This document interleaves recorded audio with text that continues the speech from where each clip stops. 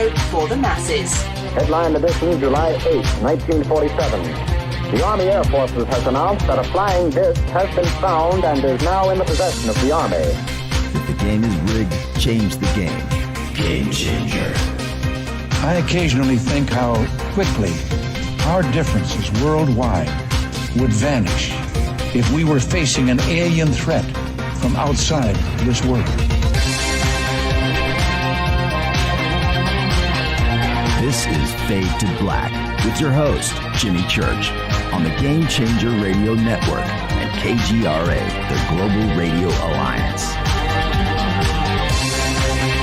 I need your help to get to the year 1985. You're listening to Fade to Black with Jimmy Church on the Game Changer Network.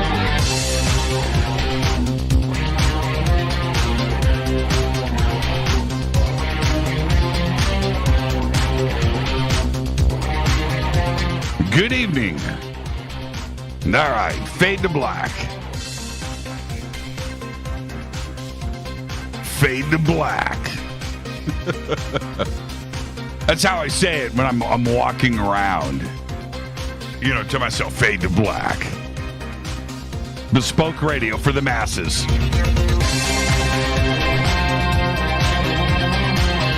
Today is Thursday, March 4th.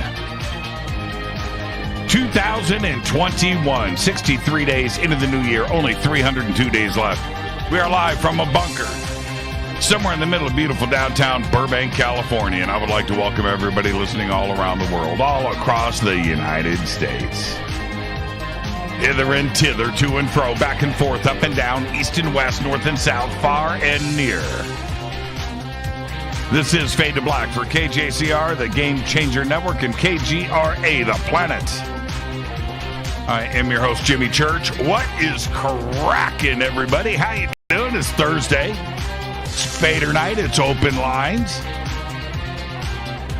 Beautiful, beautiful summer night here in Southern California. Can't speak for the rest of the country. I don't know what's going on out there weather-wise, but right now here it's pretty cool. Yep. Over at the house, kids playing. Love it. Love it. Love it. All right, which puts me in a mood. It's going to be a great night. 747-228-2051. That is the phone number. 747-228-2051. Calls are already coming in. They didn't take long. Man. You want me to put you on hold right now? You guys really want to stay on hold? You want to watch this? Watch this. Okay. This person right here, this is number one, is going to be on hold for at least 30 minutes. I guess they want to be first. All right? Okay. All right. Whoever this is, you will be first. Okay. Next one. You will be second. 747-228-2051. Oh, man. Okay. I just opened up the floodgates. I broke my own protocol. No, I don't open up the phone lines till the bottom of the hour. You guys know that. Can't wait. I'm in a great mood. And so let's get straight to it. It is Thursday. You can follow me on Twitter at JChurchRadio. You can do that. You can jump into the chat rooms. You can hello to everybody on YouTube, Facebook, right? Bunker Cam, Spreaker chat, KGRA chat, Facebook chat, right? Okay. All right. I should poke over. You know what? Let's see. Oh man. You guys think it's funny, huh? Okay. Church is answering calls right now, so let's get in. You're just going on hold. I should jump over to the, let's see. How do I get into, oh, it's right here. It's right here. Okay. I got it. So here is YouTube. Oh, is that a commercial? A commercial is playing on YouTube right now? Skip ads. Okay. There I am. Okay. All right. Good evening, Earthers. Okay, now see, look, I'm letting you guys know. I'm poking around. I'm lurking in the background. Behave. Ha. All right. Now I'm going to keep this open. Okay, I'm going to keep that open so I can. Tonight, I feel like I'm going to bust somebody in YouTube. I don't know who. I don't know who that could be. They know. No, I don't know. I don't know. So what's going on? I'm in a great mood. Now, 747-228-2051. And I did my grumpy old man thing last night, right?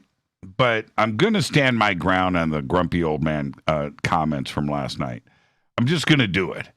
And so earlier today, in our yard, the next door neighbor who we love, they're great friends and things, and they have and we've watched them grow up. I think they have 4 boys, right? I think it's 3 or 4, and in the last 10 years, they went from 5 years old, 4 years old, 3 years, now they're 10, 11, 12, 13, 14, 15 years old. They're playing soccer next door, and I'm watching the soccer ball, rise up over the fence, and I said, man, comes over the fence, Rita, I'm keeping it. She goes, you can't. I said, every neighborhood's got the grumpy old man that's going to keep the baseball, right?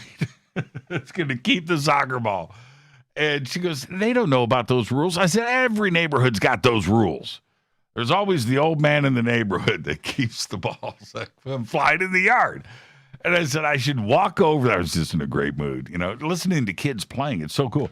I felt like going up, putting my head up over the fence going, okay, that was a high kick. Next one that comes over the fence, I'm keeping the ball. And just freak him out, And, but Rita wouldn't let me do it. And I think it's my rite of passage. Once you get to be my age and you've got a backyard with a fence, you can be the old dude. You can be the old guy. Can't. Don't you just want to be able to do that once? I mean, I'll give him the ball back, but you want to be that guy. It's a rite of passage. All right. Where am I at? Let's see.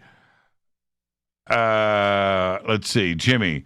On hold for 30 minutes is nothing. I've been on hold for 30 minutes just to get disconnected. I've been on hold for 1 to 2 hours majority of the time. Is that right? Faders don't care as long as we get a chance to talk to you. Oh, Madeline. Now I feel bad. It's not my fault. It is what it is. I love Fadernight. 747-228-2051. Breaking news. Now, I understand this is not breaking news anymore, but this is what happened today in New Zealand. They had an 8.1 magnitude earthquake. It was the third to strike the area since this morning, local time, and they had a tsunami warning go out. Now, I understand it's at the Kermadec Islands, which is about 500 to 600 miles northeast of New Zealand's main North Island. But they've recalled the tsunami warning. That's what I understand. Okay, so there you go. But an 8.1 magnitude earthquake, man, that's insane. That is 8.1. I've been through some big quakes. 8.1. Now, that's underwater, and that's everything else, but still. All right. Notorious Spanish drug lord Francisco Tejan, better known as El Castaña, walked away from prison yesterday after crowdfunding his bail. That's right. He crowdfunded over 200,000 euros, about $240,000 US. And that's what was required. He's reportedly worth 30 million euro, right? I don't know why he didn't post his own bail money. Maybe that money's tied up. Maybe you can't use, whatever. You can't use drug money to bail you out on a drug charge. That makes sense to me. But he crowdfunded it, right? And they let him walk. All right. Update from Dr. Seuss yesterday. The Twin Falls Library, the New York Public Library, the Denver Public Library, and a host of other libraries across the United States are keeping all of their Dr. Seuss books on the shelves and in their collections, saying that they will not censor the suddenly controversial titles. Over in Russia, the Moscow metro system, which carries more people annually than the New York subway, plans to use its facial recognition technology to allow riders to pay with their faces. That's right. Metro plans to implement the technology at all metro stations by the end of the year. Absolutely incredible. Got another update on Dr. Seuss. Dr. Seuss books have now soared to the top of Amazon's bestseller list, occupying 9 out of the top 10 books. Number 1, The Cat in the Hat, followed by One Fish, Two Fish, Red Fish, Blue Fish, and Oh, the Places You'll Go comes in at number 3. Google is pushing forward with its plan to remove third-party cookies from their Chrome browser. I broke the news on this last night during the show. Alphabet Inc. announced on Monday that it is making progress on privacy-friendly alternatives. Remember what I said last night? They had something else in the works that could replace third-party cookies. See, they've got something else up their sleeves. Now, the third-party cookies, of course, are used to track individuals' browsing habits across multiple websites. Google cited positive test results for a technology that analyzes users' browsing habits on their own devices without sending sensitive data to central servers. A Google spokesperson said the company is still on track to stop supporting such cookies in Chrome next year, when the alternatives, the new ones, are expected to be ready. Now, more than 300,000 people have signed up for a chance to be one of 8 people to accompany Japanese billionaire Yusaku Maezawa on a 6-day trip around the moon. Yusaku invited people from around the world to apply for a place on the voyage, due to take place on SpaceX's Starship as early as 2023, in 2 years. Absolutely incredible. Let's get this show cracking. Happy birthday to today, the one, the only, my favorite, Catherine O'Hara. Today, 67 years old. Best in Show, right? A Mighty Wind, right? For your consideration, right? Didn't she just win Golden Globe for Schitt's Creek? I believe she did. And, of course, she starred in Schitt's Creek. Amazing. 67 years old. Emilio Estefan, otherwise known as the husband of Gloria, today is 71 years old. And ex-Metallica bassist Jason Newsted today is 58. Jason was in Metallica for a long time. He was a full-blown member of Metallica. But it kind of sucks to be known as ex-Metallica bassist. Jason, get a new project going, my man. Our dead guy's birthday today is another bass player, Chris Squire, 1948 to 2015, died at the age of 67. Chris was the bassist, backing vocalist, and a founding member of Yes, and also put Rickenbacker on the map. That's right. I think everybody, it didn't matter if you had that Rickenbacker 4001 bass, whatever, what kind of bass you play, man? I got me a Chris Squire. You don't even have the official one, but yeah, he plays that Chris Squire bass. He was the longest serving original member of Yes, having remained in the band until his death and appearing on every studio album released from 1969 to 2014. On May 19th, 2015, Yes announced that Chris had been diagnosed with leukemia. A month later, on June 27th, 2015, Squire died from the illness while receiving treatment in his adopted hometown of Phoenix, Arizona. He was just 67 years old. On this day in history, OTD.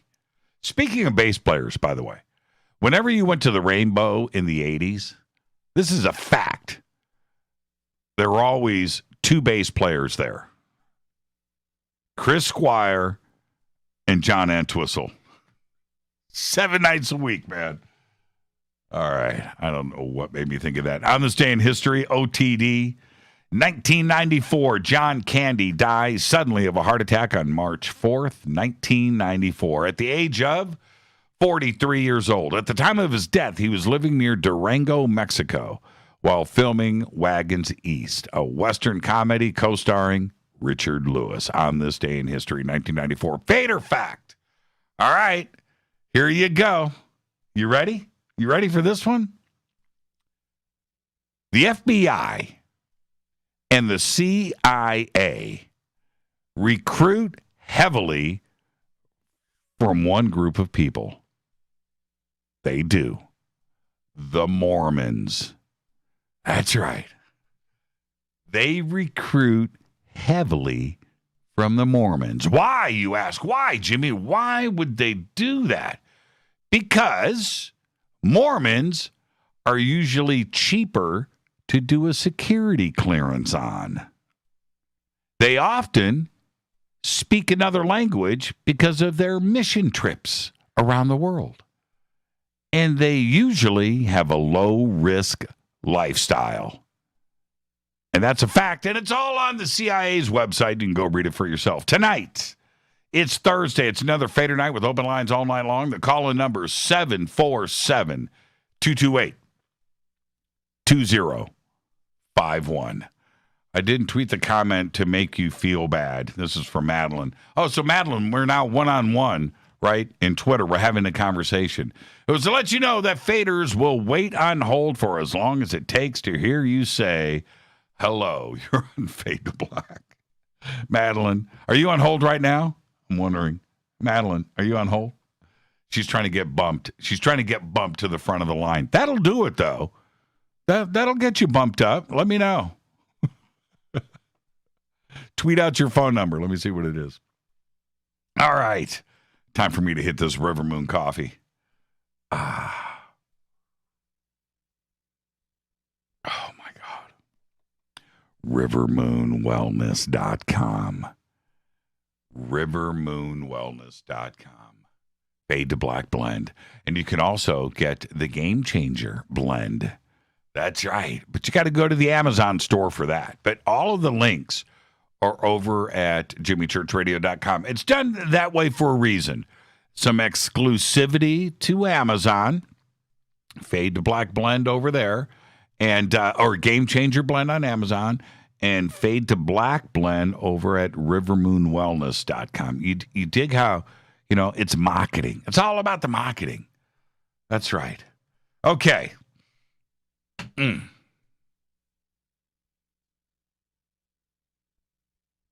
It's a beautiful summer's day today.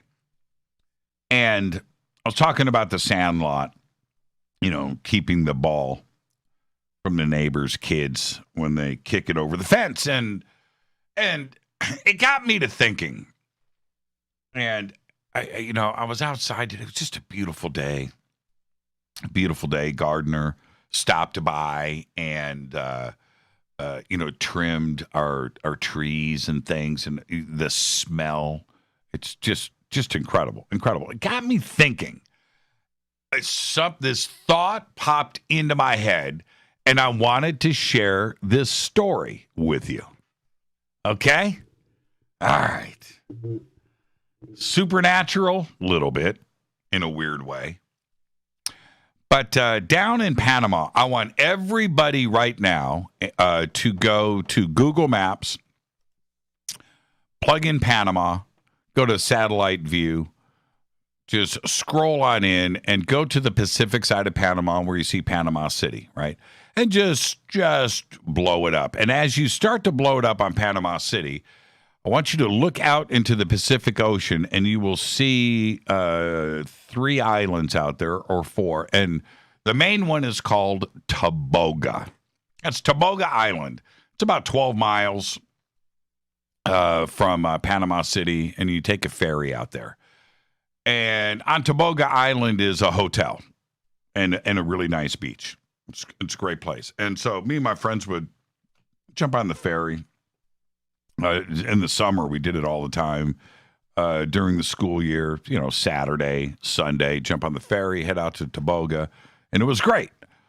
Well, so I had a friend, and his name is Tony Fernandez, and Tony calls me up and says, hey, let's go to Toboga Island, 2 of us. I said, all right, what do you want to do? Man, let's just go. I want to go up to Uraba Island and go up to the cross.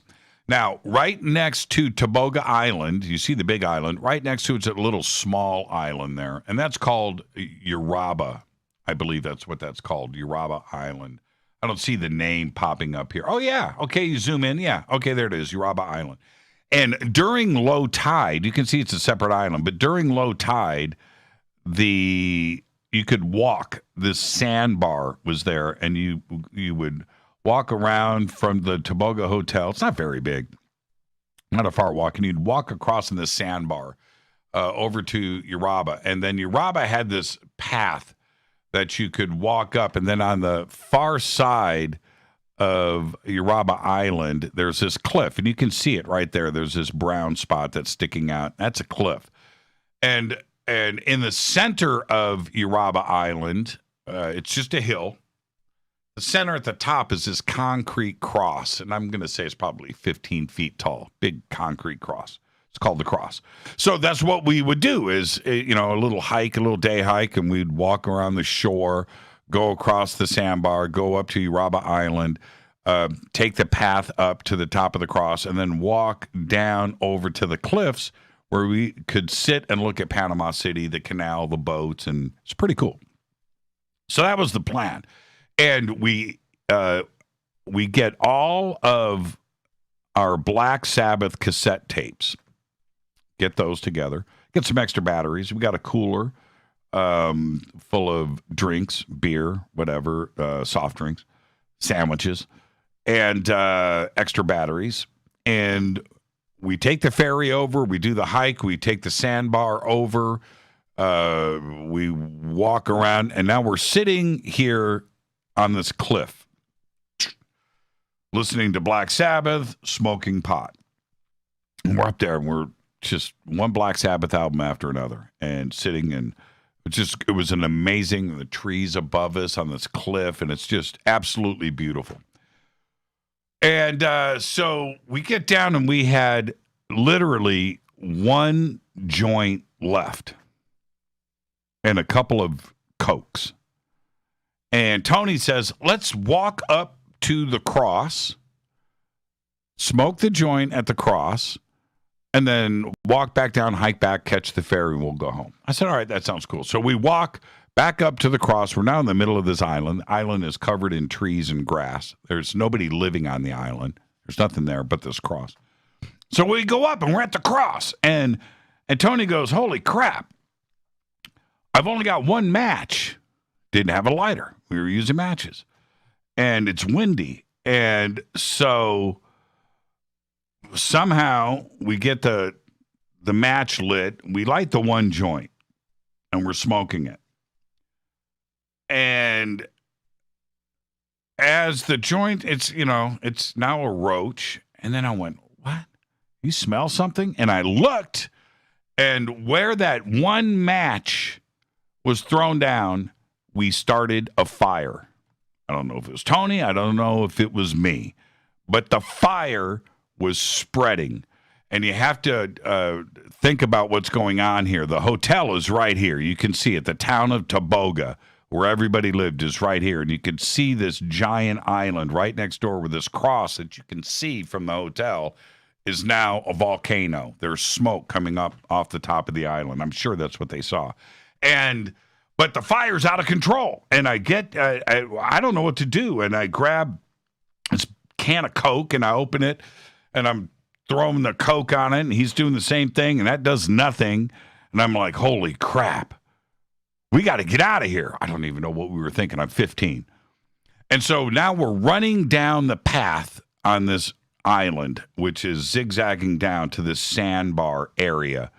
And it takes a while. And meanwhile, I'm looking behind me, and the smoke is insane. The island is now officially on fire. And as we get about halfway down, I look on this road that's coming over from the town of Toboga, and I see like 3 Jeeps, Guardia Nationals, with like 4 dudes in each Jeep. And I can see them. And we're going down the mountain, and the Jeep is coming down, and then I see the Jeeps, and they drive across the sandbar, come back up, and now they're at the bottom of the the island where this path comes down. That's it. We have no place to go but to where these Jeeps are waiting for us. And these, it's like 12 Army dudes are like this, waiting for us.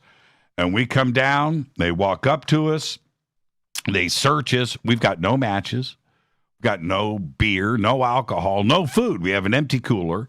Got nothing on us, no cigarettes, nothing like that. And we tell them there's 2 other people up on the island.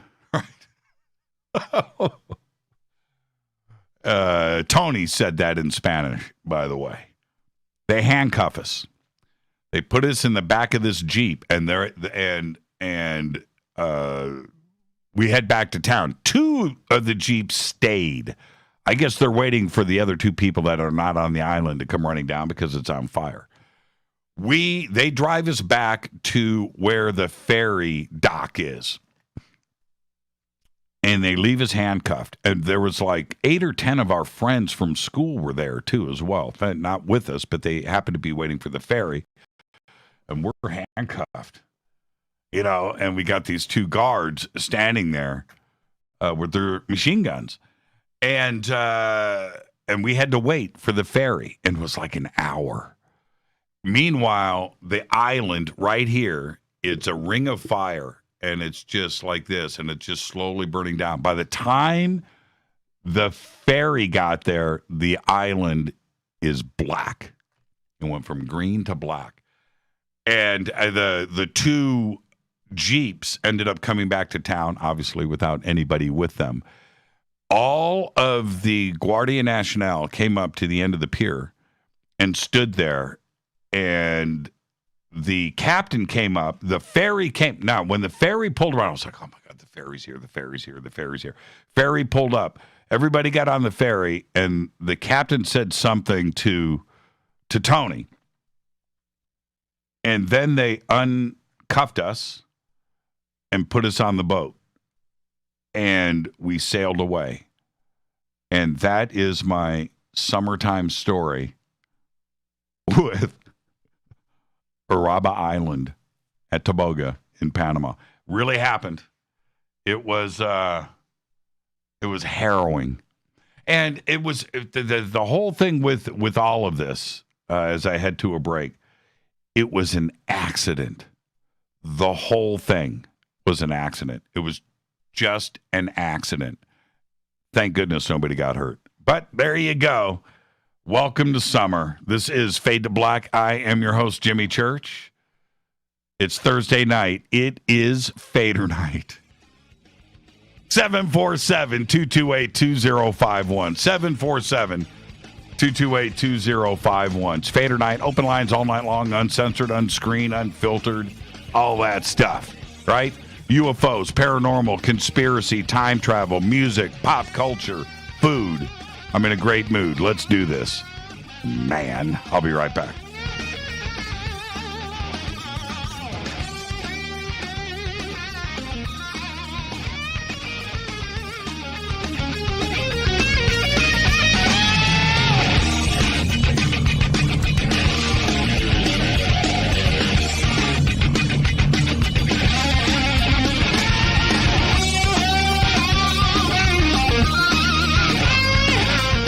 This is Nicole Church, daughter of you-know-who, and you're listening to Fade to Black on JimmyChurchRadio.com and the Game Changer Network.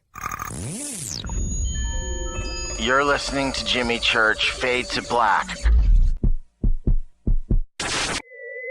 Fade to Black will now pause for alien identification. The station that talks the net. KGRA Radio.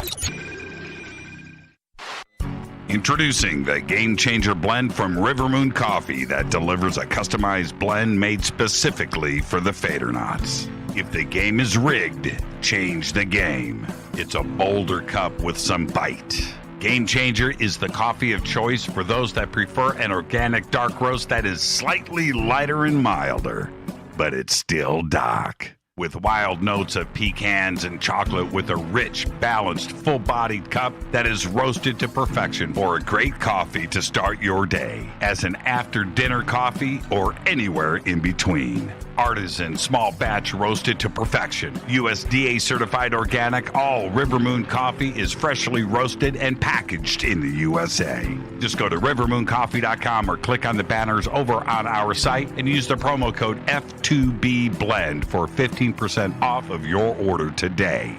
rivermooncoffee.com. This is the only way forward. This is Fade to Black. Make contact. KGRAradio.com. This is Jimmy Church of Fade to Black, and you can get our podcast for just $2 per month. All you have to do is click on the podcast banner over at jimmychurchradio.com. Hi, folks. It's troubling times, and fear is pushing emotions, which in turn pushes health the wrong direction. Do you ever get an ache because life is uneasy? Try Life Change Tea at getthetea.com. Life Change Tea works on your digestive tract, helping to move food through quicker and comfortably so your health is spot on. Life Change Tea may not help with world issues, but it will help with your digestive issues. A glass a day helps keep the intruders away. So, change your life today. Log on to getthetea.com. That's getthetea.com. If your health game is off, get on by ordering Life Change Tea. Getthetea.com. And while you're on our site, look around at the great non-GMO organic supplements. And if you're a sales shopper, go to our specials page and see what's for you. I've been drinking the tea for 12 years and I'm sure glad for its health benefits. Again, that's getthetea.com. Getthetea.com. The tea that makes you go. Fadernauts. When you think about the future of our country and where we're headed, do you wonder about the food supply? I do. Disruptions in the food supply chain could be disastrous, and they usually occur with little warning. That's why the smartest thing you can do today is to stockpile emergency food, water, and other essentials. I personally recommend My Patriot Supply. They're the nation's largest emergency preparedness company, serving millions of customers for more than a decade. In fact, they're the only source my family trusts for our preparedness plan. You should too. Right now, save 20% off a full 4-week supply of delicious meals that provide 2,000 calories a day. Saving 20% helps too, doesn't it? Especially now. So go to preparewithjimmy.com and get ready. That's preparewithjimmy.com. There's no time to lose. Do it now. 9 out of 10 geneticists agree. Fade to Black is not your father's radio show on the Game Changer Radio Network and KGRA, the planet. Hi, this is Rob Reiner from Anvil, and you're listening to JimmyChurchRadio.com. What's up? I'm Chris. What up? This is Kyle Massey, and you're listening to Jimmy Church Radio.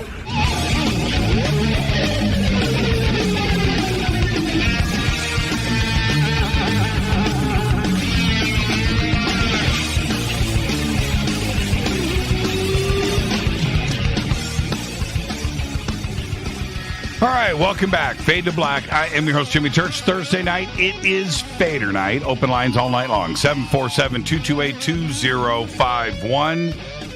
And I wanted to mention really quick, I want to thank Jim Harold. He was on the show a couple of nights ago. And today, I was a guest on his show, and it was great. And so that was a live stream today. And then that is going to get republished and put out there. And he's going to send me the links for all of you to check it out. But it was a great conversation. He's such a pro.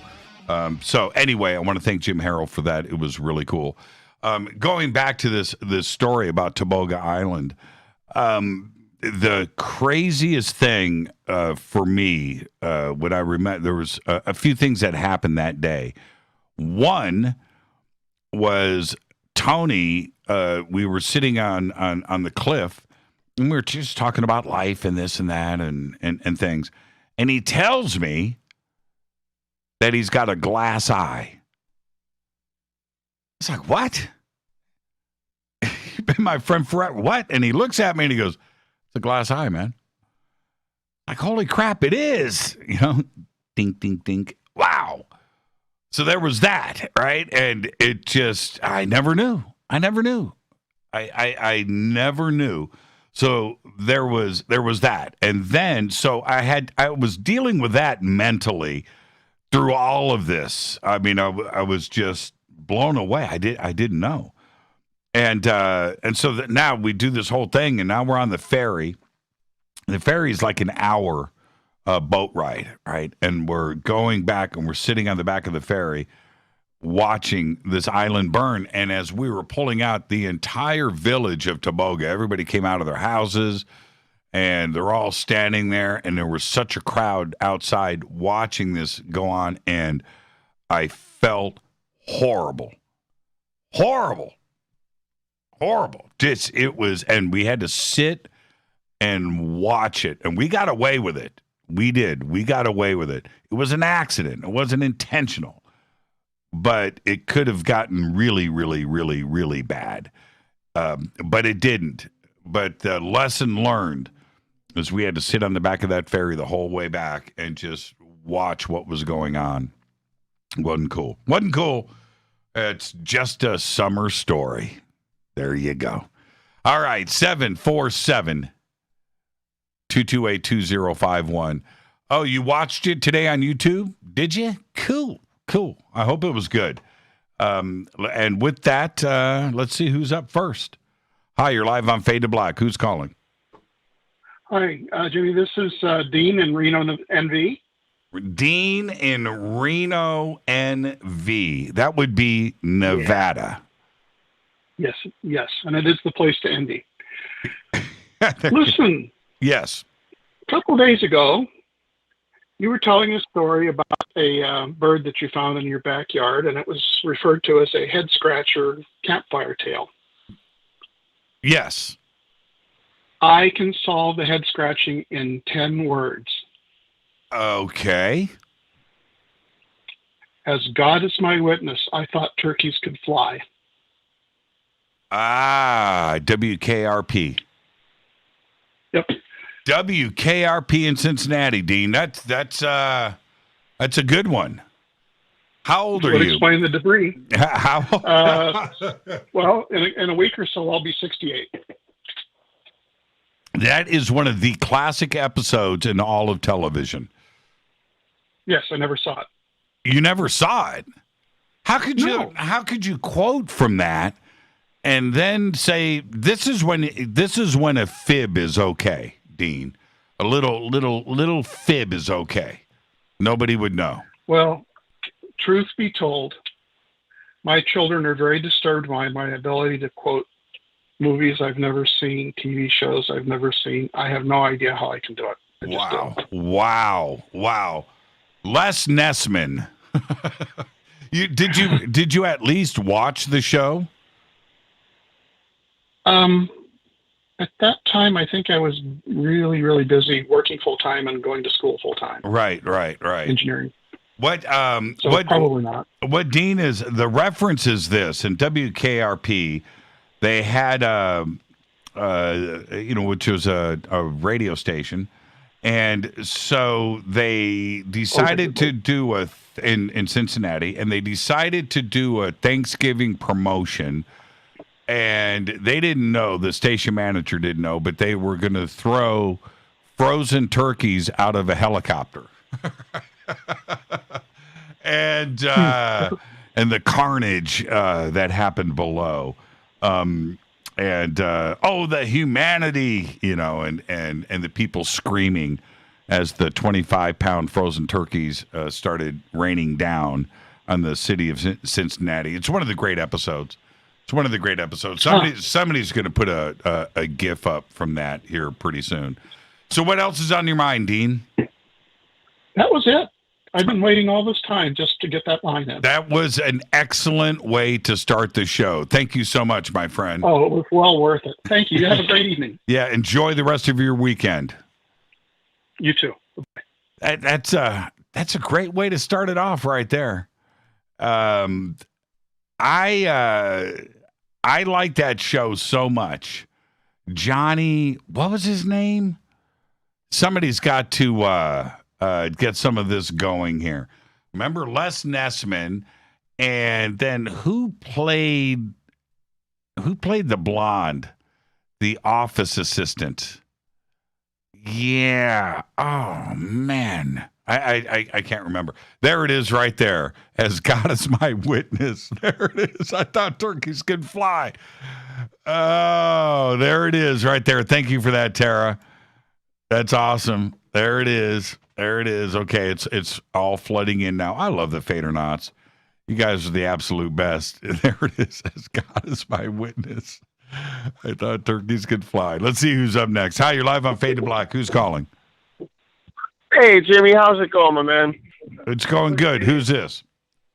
This is Clinton Dave from Lakeland, Georgia. How you been? I'm doing good. I am doing good. What's on your mind tonight, Dave? I mentioned Linda Moulton Howden, my brother. He caught your show with her the other night. And I heard a thing, I don't know if you heard of it. Helen Luttrell wrote a book called Rachel's Eyes. Yeah, mentioned. Yeah, I haven't read it. I'm certainly familiar with the book, though. Mm-hmm. Yes. Okay. I was wondering. That's an amazing story. Yeah, I haven't. It'd be impossible to read every book, right? And 100%. Yeah. I have got so many books here, just stacks and stacks of books. I can't keep up with it. I have my favorites over the years that I have read many, many times over.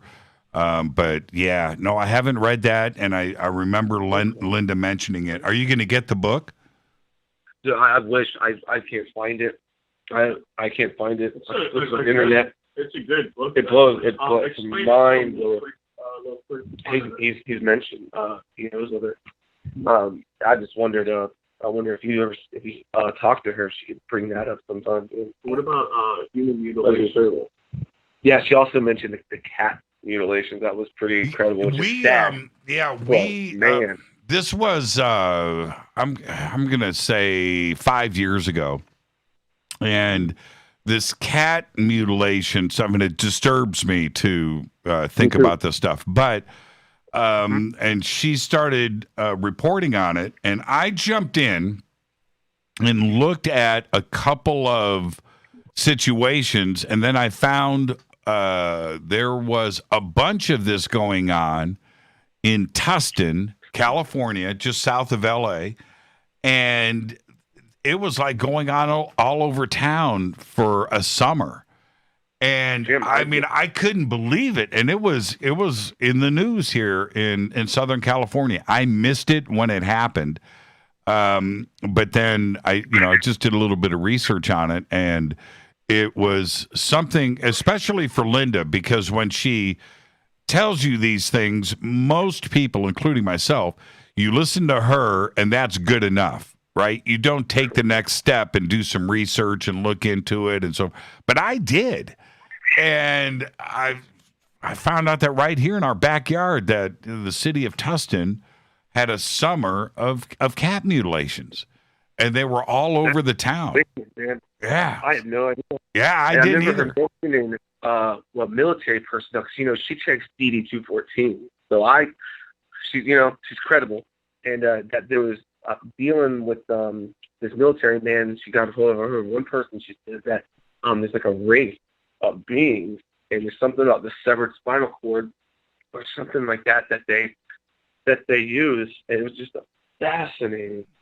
Man, that's cool. That's it, Jim. Man, There you go, Yeah. Dave. You know what the creepiest thing to me, and I think to most people, is the spinal cord. The spinal cord. The look of it, and then when you see it like in a movie, right? Some monster rips out somebody's spinal cord and makes a necklace out of it. It's the most disturbing. It just like messes with my head. Messes with my head. It is, brother. Yeah, absolutely. And surgically, at that. These animals are surgically. These cats are half cat. It disturbed me too. Yeah. It's so disturbing. Yeah, very disturbing. Very disturbing.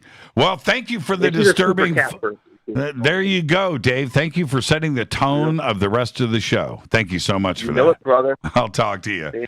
You guys have a fade to black. You guys have a great weekend. It goes back to for me, like the movie Alien and all of the interior of the ship.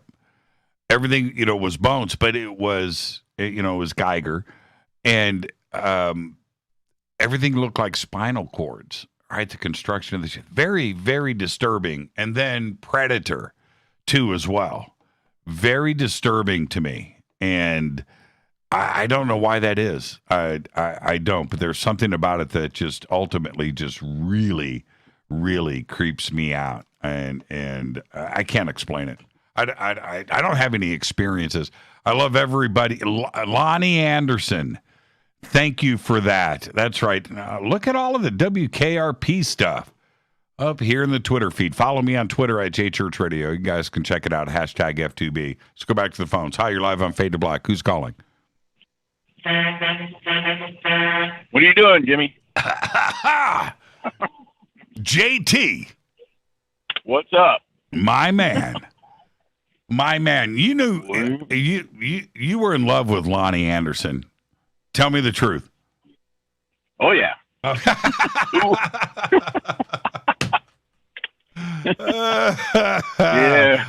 I don't know why. Who was? Well, there is that part of it too.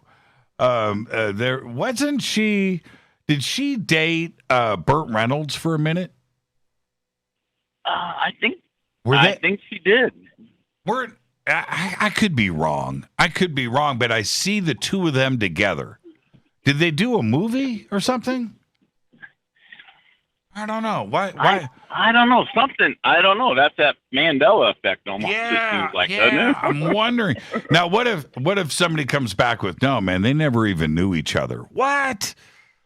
Yeah, that would be weird because it does seem like they dated or did a movie or something. Something. I've photographed together a lot. I think. Mm-hmm.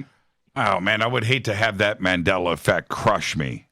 But I know that would. I love that show though. I watched it every time it was on, and I tried not to miss it. I just thought it was hilarious. There was a lot of reasons. What was his name? Johnny. The DJ. The DJ. Yeah. The hip one. Johnny Dangerous. Johnny.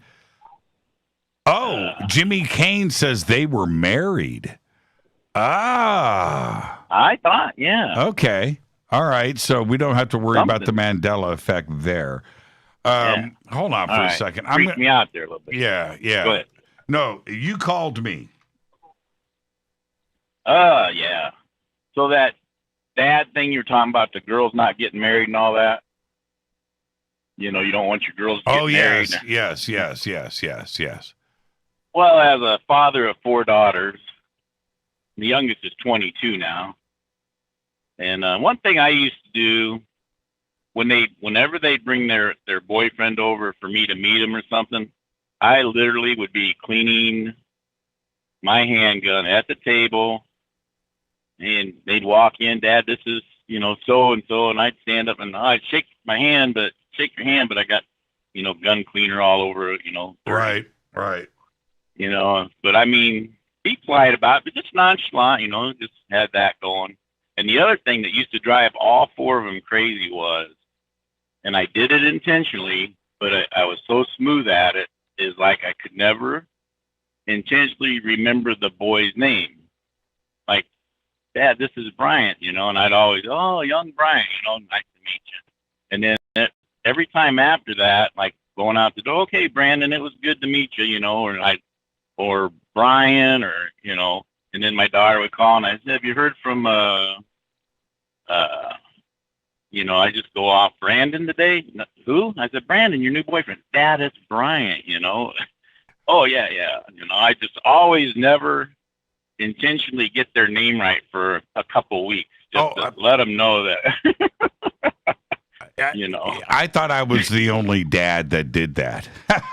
Oh, you did? Yeah, so there you go. I remember I was a senior in high school, and somebody fixes me up with this girl, and it wasn't like we were drawn to each other, you know. It was something like that, right? So anyway, right. I borrow my mom's car. Where I'm going to go and pick her up at her house, and we were going to go to a party or go do something. That part doesn't matter, but I go and I arrive at her house, and I go in. And her dad, so she brings me in the house, and her dad, and everything that I love, is sitting at the dining room table polishing his medals. And I'm looking, and I'm kind of seeing what's going on.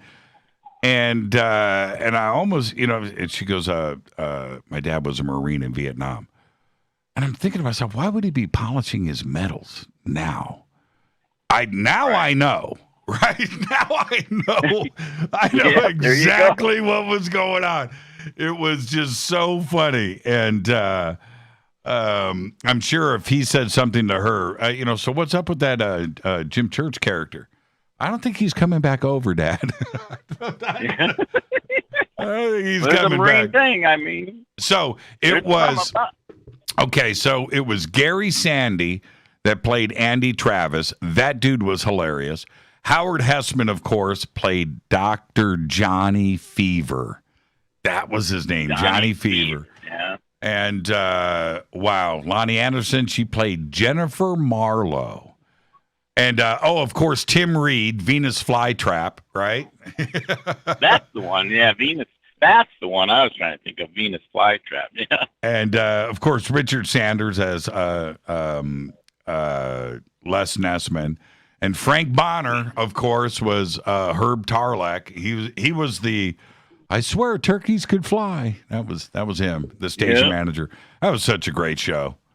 They 10 Emmy nominations. Wow.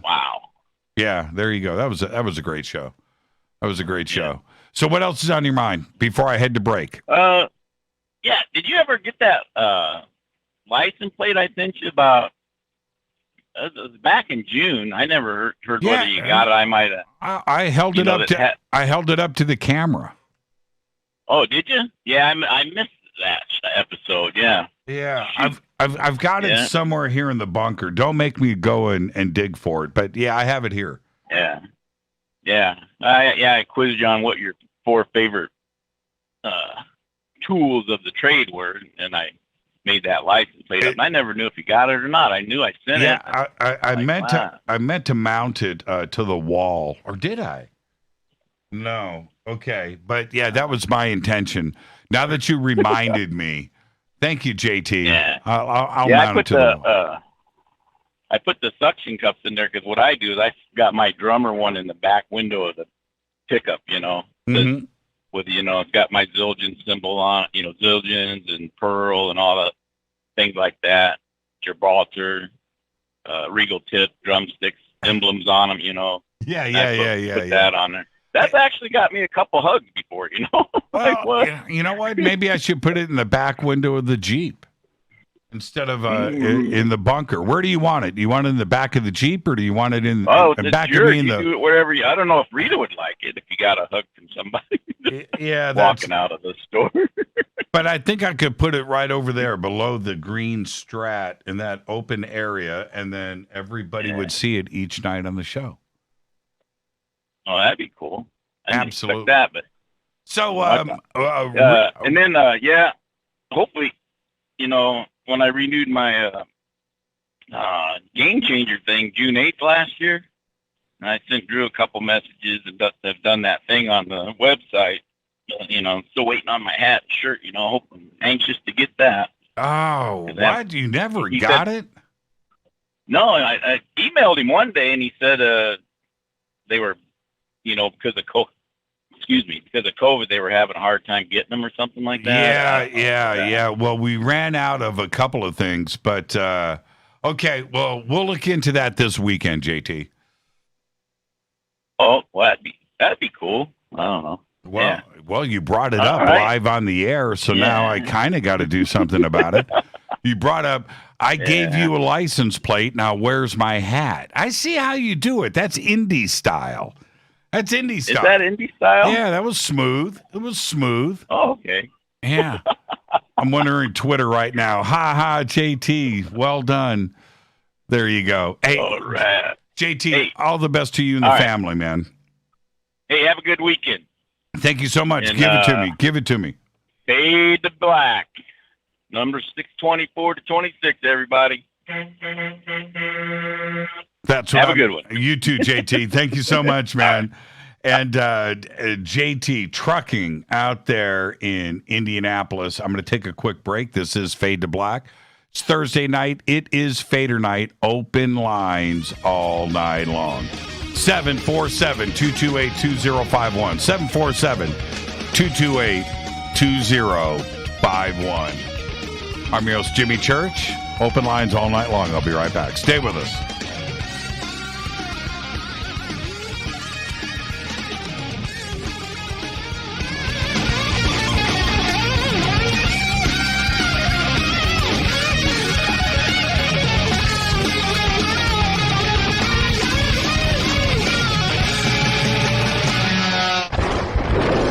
This is Fade to Black with Jimmy Church on the Game Changer Radio Network and KGRA, the Global Radio Alliance.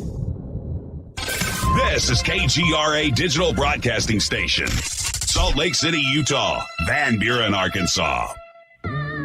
Hello, my name is Billy Carson, and I am a best-selling author and the founder of ForbiddenKnowledge.tv. Together with my team, we have built an all-new conscious streaming TV platform designed with every family member in mind. If you have ever wanted to travel the world and attend lectures and workshops from your favorite speakers but weren't able to, look no further. ForbiddenKnowledge.tv. There are dozens of workshops and lectures from speakers you know and love. We have also included amazing categories to assure that your consciousness is entertained and elevating on a daily basis. Amazing interviews, ancient history, ascension knowledge, wisdom teachings, documentaries, conspiracies, mysteries, health and fitness, conscious cooking, meditations, finance, yoga, and so much more. To start your free trial on any mobile device or computer, surf to ForbiddenKnowledge.tv. That's Forbidden Knowledge with the number 4, ForbiddenKnowledge.tv. Again, visit ForbiddenKnowledge.tv today. Listen, I know, and you know, that you've always wanted your first crystal skull. Or maybe you're a collector just like me, but you just don't know where to go to find the real thing. Then I met Carolyn Ford over at EinsteinTheCrystalSkull.com. Carolyn is the guardian of Einstein, one of the most respected ancient crystal skulls in the world. All of her unique skulls have been imprinted sitting with Einstein in his sacred lodge and are carved from the finest gemstone and materials.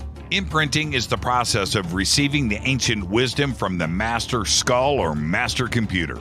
Einstein, the ancient crystal skull.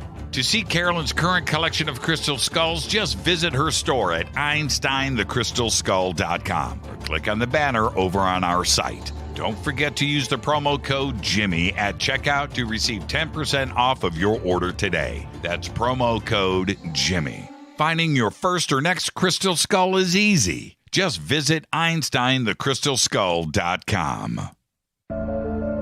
When you take the beans from Central America with dashes of Indonesian and African mixed in and then roast it to the dark side of Fade to Black, you create the ultimate brew of fringe. Introducing the Fade to Black blend from River Moon Coffee. Yes, River Moon's darkest customized roast was created for the love of Fade to Black. The alchemy of masterful roasting and smoking the beans is in every sip of this full-bodied dark Java. I need my coffee dark, deep, with distinct bittersweet chocolate highlights, just like the bunker. Leaning further into the darkness of the roast is Fade to Black blend from River Moon Coffee. Just click on the banner at jimmychurchradio.com and use the promo code F2BBLEND for 15% off of your order today. Hello, I'm Katie, and you're listening to my main man, Jimmy Church, on jimmychurchradio.com. Hi, this is Ray Hobbs here, repping the planet, and you're listening to my good friend, Jimmy Church, Fade to Black, on the Game Changer Network and the KGRA Digital Broadcast Station. This is Toby Kebbell. You're listening to JimmyChurchRadio.com. Don't hurt me, Jimmy. I'm only little. Hey, I'm Adrian Grenier. And this is Ari Gold. We're the Honey Brothers. Yes. We are of the Honey Brothers. Hey, I'm Adrian Grenier. And I'm Ari Gold. We're the Honey Brothers. And you're listening to Jimmy Church. The Revolution. This is Jimmy Church of Fade to Black, and you can become an official Fadernight by just going to our membership section at jimmychurchradio.com. Hello, this is Serena Wright Taylor from Conscious Life Expo, and you're listening to Fade to Black with Jimmy Church, who holds the Lucky Pony record for the best astrological chart since 1963. True story. This is Micah Hanks of the Gralien Report, and you're listening to Jimmy Church on Fade to Black, across the globe on the Game Changer Radio Network and the one and only KGRA Radio, The Planet.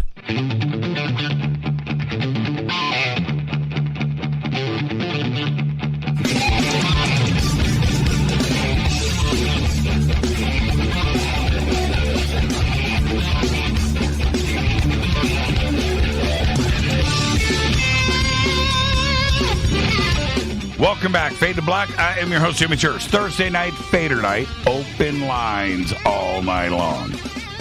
That's right. 747-228-2051. 747-228-2051. And I was sitting here. I was thinking about Indy. I love Indianapolis. And it's such from the age of 10 to the age of 20 when I left Indy to come out to California. In the middle of that was Panama. So I lived in Indy from 10 to 14, 10 to 13 years old, 10 to 14, something like that, 9, 10, 11, 12. Then went down to Panama for 3 years, and then I came back at the age of 16 and stayed in Indy until I turned 20. So that magical period, right, was Indianapolis. So everything that needed to happen happened in Indianapolis. And I was sitting here thinking, I'm going to share this crazy moment with you. I was living at, his name was Earl, living at his house on Midhofer Road, Midhofer and 10th Street. And between 10th and 16th. And it was across the street from an elementary school, Heather Hills Elementary, I believe. That's the elementary school. And so his house faced Midhofer Road. There was a yard, big yard. He had a big chunk of, like acre, half acre. Midhofer Road. Then the parking lot for the school, and then the school, right? So that was our, that's what, but he had this big picture window in the living room. Big, ginormous. And there was probably 3 or 4 of us that lived at the house at that time. It was like a 4-bedroom house. And we get up in the morning, and I opened up the front windows, and there was snow. Opened it up, and I'm looking at this majestic view, and we just made some coffee, and the 4 of us were standing in the front window looking at the morning with this white snow going down all the way out. And it was really cool, drinking coffee. At that exact moment, we hear this crash, and off to the left, we all see a tumbling at full speed, too. It happened so quick. Jeep. Goosh, goosh, goosh, goosh, goosh. Over the driveway, there was a ditch. It went over the ditch and landed in the front yard on its side. We're looking at the bottom of the Jeep. The front of the Jeep was pointed in the opposite direction. It's the back of the Jeep here. And holy crap, right? I've got a robe on, slippers. It's snowing. And we all run out the front door. And I run up to the Jeep. It was the craziest to see it in real time. Blah, blah, blah, blah, blah, blah, blah. Boom. And I run up, as I'm running up to the Jeep, the door flips open, and it wasn't a normal door. It was like a cloth door, right? It was like a Jeep cloth door. It wasn't a metal door. It flops open, and a purse comes out, and with a hand on it, and this head pops up, and it's a woman, and she's looking up at me, and she kind of stands up, and we pull her out of the Jeep. It was like, holy crap. And she's okay. I couldn't believe it. And we call the police. She uses our phone. She calls somebody, and they come out and pick her up. The Jeep, the police never showed. Police never showed up. Never showed up at the house. I don't know why. We called the police. They never showed. She splits. Jeep is sitting on its side in our front yard for a couple of weeks. And eventually, me and my friends, we go out and it was on its side. We tip the Jeep up and flip it up on its wheels and parked it, and we wait. I don't think we had her phone number. We didn't have her contact information, and the Jeep was never picked up. That's a true story. The guy that owned the house, Earl, my memory was he was able to go to the DMV and like lay claim to the car and got a new title for it or something and sold it. Sold it in the front. Put a for sale sign. Now, this is my memory. Now it's summertime. Went from winter to summer. Jeep is still sitting out in front of the house. Now it's got a for sale sign on it. He sold it in the front yard. That's an Indy story. I don't know what made me think of that, but there you go. I love Indianapolis. Hi, you're live on Fade to Black. Who's calling? Hey, Jimmy. It's I'm going to change my name to Heather Hills.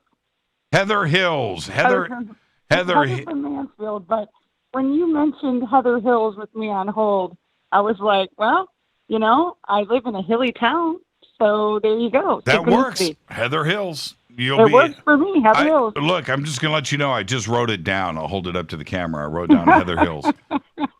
So there you go. Well, you know what's the synchronicity of this is that I realized when you were speaking, this is like the third car accident story that you've talked about as of late. And everything happens in threes, right? You know? Right. What were the other ones? It does. Well, there was the one the car that ran into the house.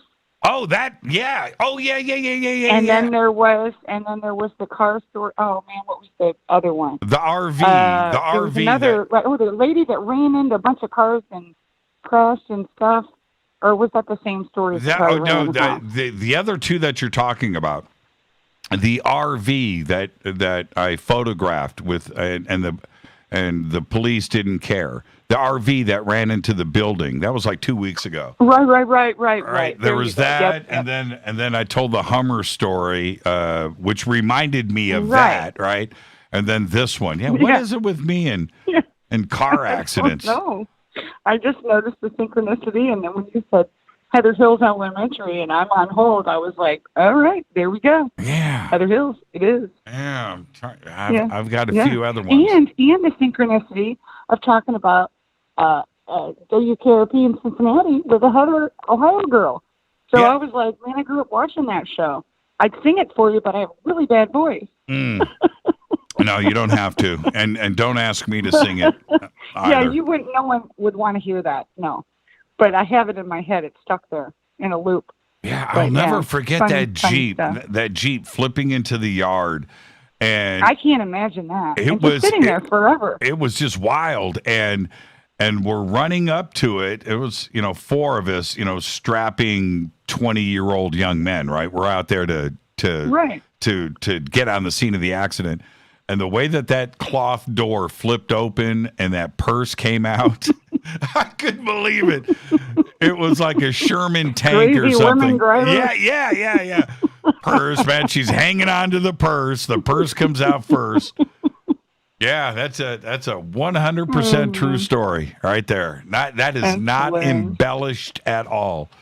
Yeah, right. Well, those are the best stories, are the true ones. So you called me. What's on your mind? Oh, actually, you know what? I just thought it'd be random because I really enjoyed the show with the other Jim. That was really, like, I was on the edge of my seat. You're right. He can tell a story really well. And, and they're all, like, out there, but you believe it, because, like you said, the people that are telling the story aren't, like, trying to get any fame or fortune or, they're just telling a story, and they're normal people that, oh, my God, this happened to me. And so I was thinking about that, and I remember that you did a show around Halloween last year where you did, like, the ghost story night for Fadernight. Right. And I thought it would be really cool if we could do, I don't know if you just want to do it a Halloween thing or not, but to have another Fadernight where it's just a campfire ghost story kind of. Yeah, those are the best. I thought that would be cool. Yeah, those are the best nights, and of course we'll do that again this year. I really enjoy those types of shows. Art would do it a lot, and I was always glued to the radio when he did it. I really enjoy not only Jim Harold's campfire shows that he has done, but I told Jim that I went through a phase where I was listening to his campfire story shows all the time, and that led me into creepypasta. And I don't even know if creepypasta is still a thing, but it was a big thing there for a minute on YouTube. And, people telling their stories. And so I got into that. I really did. And the longer the story, the better. And then I got into Slender Man stories. And that was such a big thing for a while. I doubt that it is now. But Slender Man, creepypasta, and Jim Harold, that was my go-to stuff. That was my go-to stuff. I just really enjoy it. I like hearing people's ghost stories. I do. And everybody's got one. Well, I do too. And that's the thing is like that. I just appreciate the fact that, like, so many guests that you have on the show I've never heard of what they do, their work. I could go on forever and list people off, and I'm not going to. But, like, I never heard of him. I know that he's famous and does all this stuff, but I've never heard of him. Are you talking I was about... intrigued, and I thought, how interesting would that be to listen to? And that's what I love about you, is that you're willing to put other people out there, knowing that it's not going to affect you at all. You're just putting the cause out there for people to get more involved in different that's and possibilities and interests. That's right. That's the way it should be. It's not competition. It's sharing. It's not. And there are, just like anything, it doesn't matter if it's sports, if it's politics, if it's religion, these different, pop culture, it doesn't matter what it is. But there are show hosts out there that think that it makes them popular to talk smack about other show hosts, right? And it really makes you look bad. It's the show host out there that the professional ones, the ones that are, have ethics or morals and things and integrity, they don't care about other show hosts. They want everybody to succeed. You know, let's all enjoy this together. And I get along with just about everybody. But there are those out there that think drama and smack talk is makes them important, and it doesn't. Correct. It doesn't. People dial out. They don't care. They don't care about that. But Jim Harold and it's Jim. It's Dave Schrader. It's Clyde Lewis and others out there that I respect them so much. And it's about doing this day in and day out, day in and day out. So there you go. Right. Well, I have a quick, it doesn't touch any of his stories, but I got a quick campfire one for you. Sure. Super short. So when I was a kid, I can remember, and I might have been like 3 or 4, but I've always had this memory. My sister and I, we had this Casper in the dark, glow in the dark game where you would hold it under the light and it would glow in the dark, and we turned the lights off and we shared a bedroom and shared a bed, and we were playing with this thing and we thought it was the coolest thing ever. And then we went to bed that night and I'm sleeping and I woke up and I saw something glowing, and we had one of those like gingham pink canopy beds like in the 1970s, that you got from Sears or wherever, I don't know.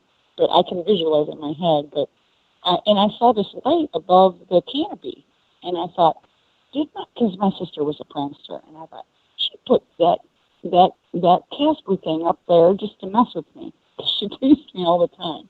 So I'm like, what is that up there? There's something glowing.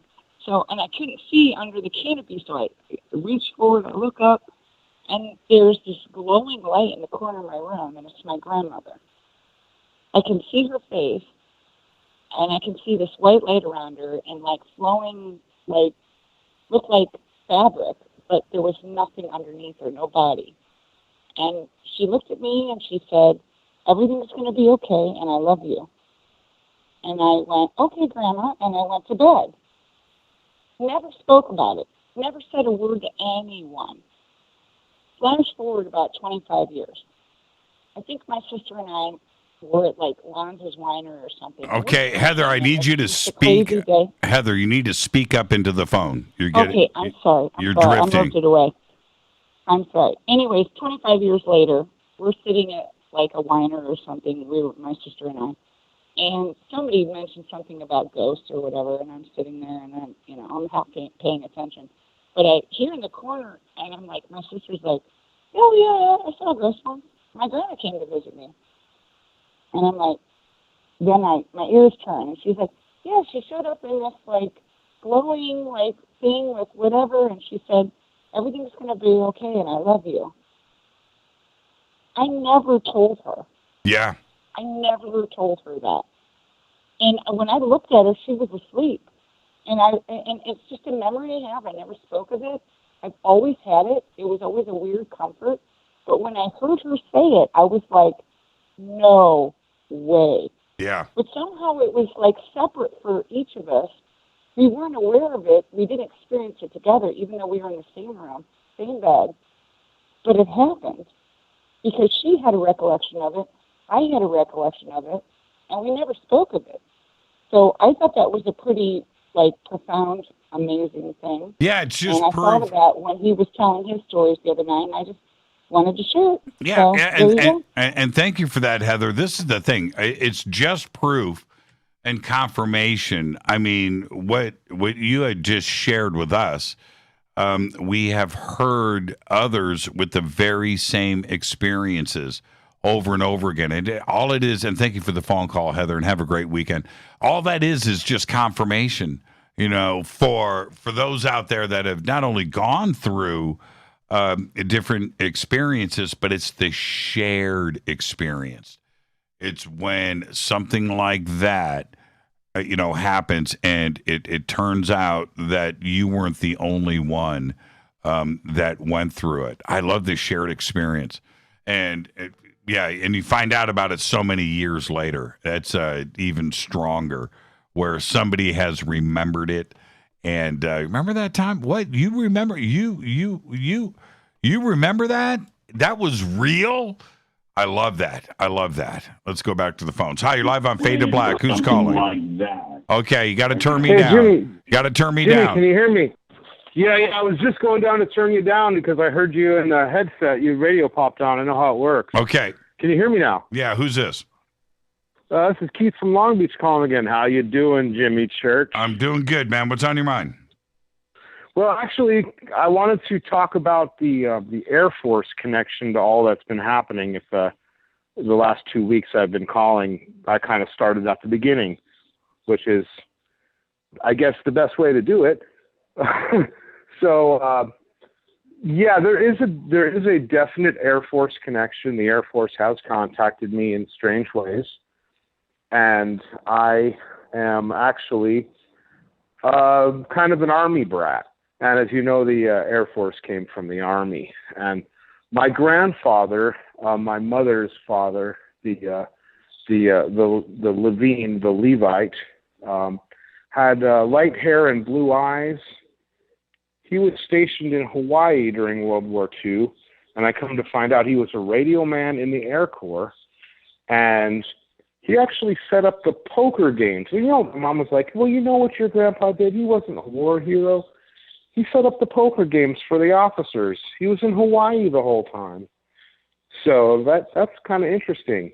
I come to find out my father's father, also, he had either green or blue eyes. I get a hold of my dad. My grandmother and my grandfather had blue and green eyes, put out my father with hazel eyes. So my grandfather, on my father's side, he was in the Rainbow Division in the Army, never left New York State during World War II. Come to the Vietnam War, my father is sent to Germany. Okay, what's the Air Force connection? The Air Force connection to what, Keith? The Air Force connection to why I got all that weird stuff happening, why I was contacted, why I was protected from going to jail for smashing an ATM machine and making a false 911 stuff. It's all part of a system. I'm trying to, I would have to have Linda Moulton Howe's investigative researchers find exactly who's what. That's not my purpose right now. I'm not here to just find out exactly who's in charge of what team they play for, all that. That's beyond me. That's not what I need to focus on. I need to focus on me and getting my life in order, which is coming along well. After this pandemic, I'm going to be doing a lot of things. Well, okay, but Keith, I need you to stay focused. Yeah. You just said you wanted to talk about the Air Force connection. Yes.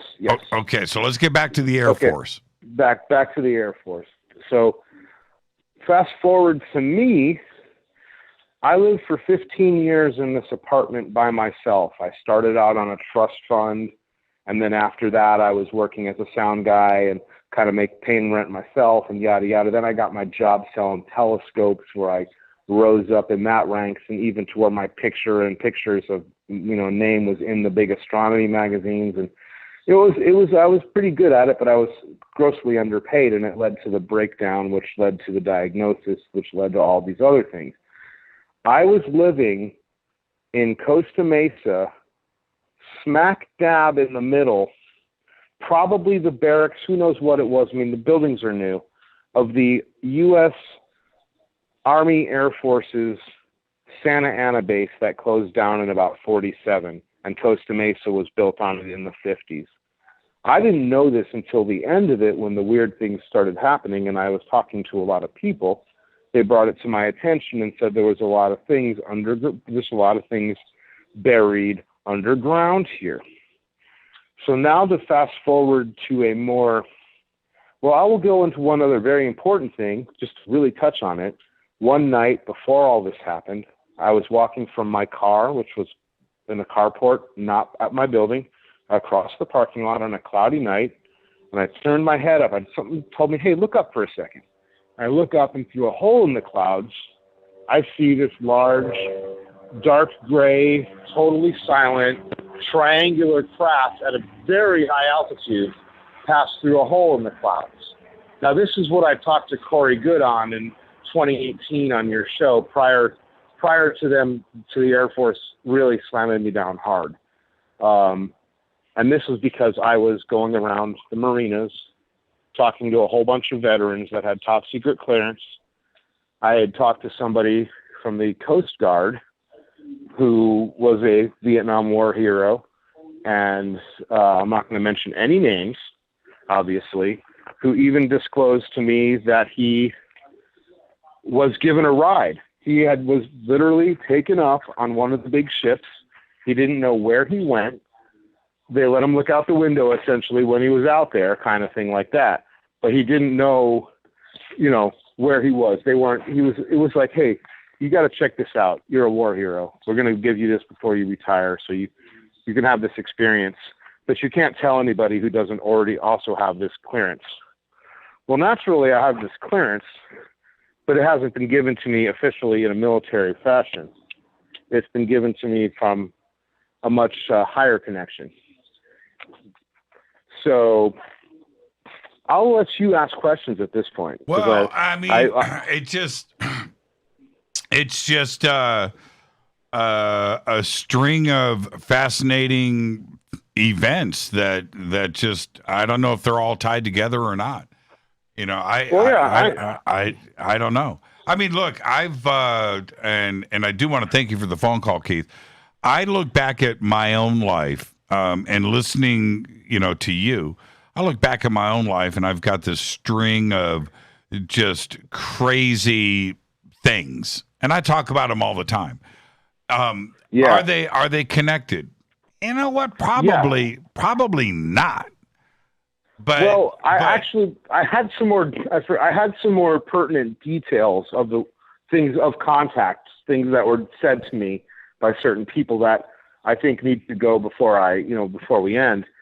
I'm living in this apartment for a long time. Keith, listen. I'll make it quick. Keith, I've got 30 seconds max. Yeah, okay. So I was in one of those episodes, and I flooded my sink in my kitchen. It wet the carpet.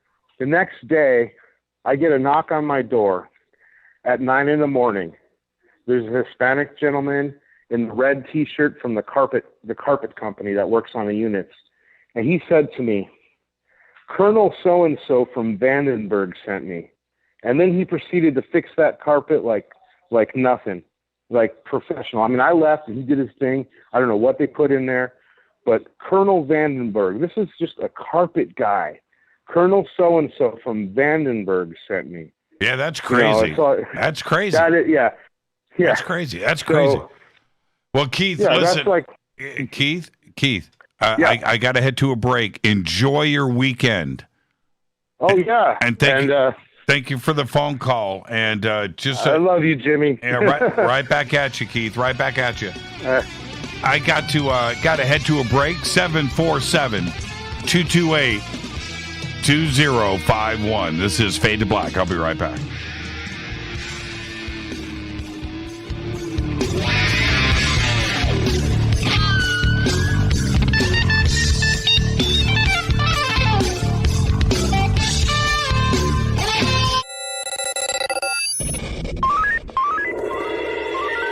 Way out here, we listen to Jimmy Church. You're listening to Fade to Black. Always on the edge of the hottest alternative talk. Jimmy Church with Fade to Black. KGRARadio.com. ¿Qué tal, mis amigos? Yo soy Mario Carson, el tiburón, y los invito para que escuchen a mi buen amigo Jimmy Church Radio. ¡Claro que sí! Do you want to be an official Fadernight? Of course you do. This is Jimmy Church of Fade to Black. Just go to our membership section at jimmychurchradio.com. Fadernauts. When you think about the future of our country and where we're headed, do you wonder about the food supply? I do. Disruptions in the food supply chain could be disastrous, and they usually occur with little warning. That's why the smartest thing you can do today is to stockpile emergency food, water, and other essentials. I personally recommend My Patriot Supply. They're the nation's largest emergency preparedness company, serving millions of customers for more than a decade. In fact, they're the only source my family trusts for our preparedness plan. You should too. Right now, save 20% off a full 4-week supply of delicious meals that provide 2,000 calories a day. Saving 20% helps too, doesn't it? Especially now. So go to preparewithjimmy.com and get ready. That's preparewithjimmy.com. There's no time to lose. Do it now. So, you love talk radio? Then you'll love TalkStreamLive.com. TalkStream Live is always on, 24/7 with the best streaming talk shows. Find your favorite talkers and discover some new ones. It's free, readily available online or on mobile with any smartphone or tablet. Finding your favorite talk shows all in one place has gotten a whole lot easier. Just go to TalkStreamLive.com. Be sure to download the free apps from Google Play or the iTunes App Store. You listen to us, and we listen to you. And so does the CIA. KGRARadio.com. You are listening to Fade to Black with Jimmy Church on the Game Changer Network. Oi, oi, I'm Reese Evans. You're listening to Jimmy Church. This is Revolution. The revolution will not be televised. The revolution is on radio. Ciao.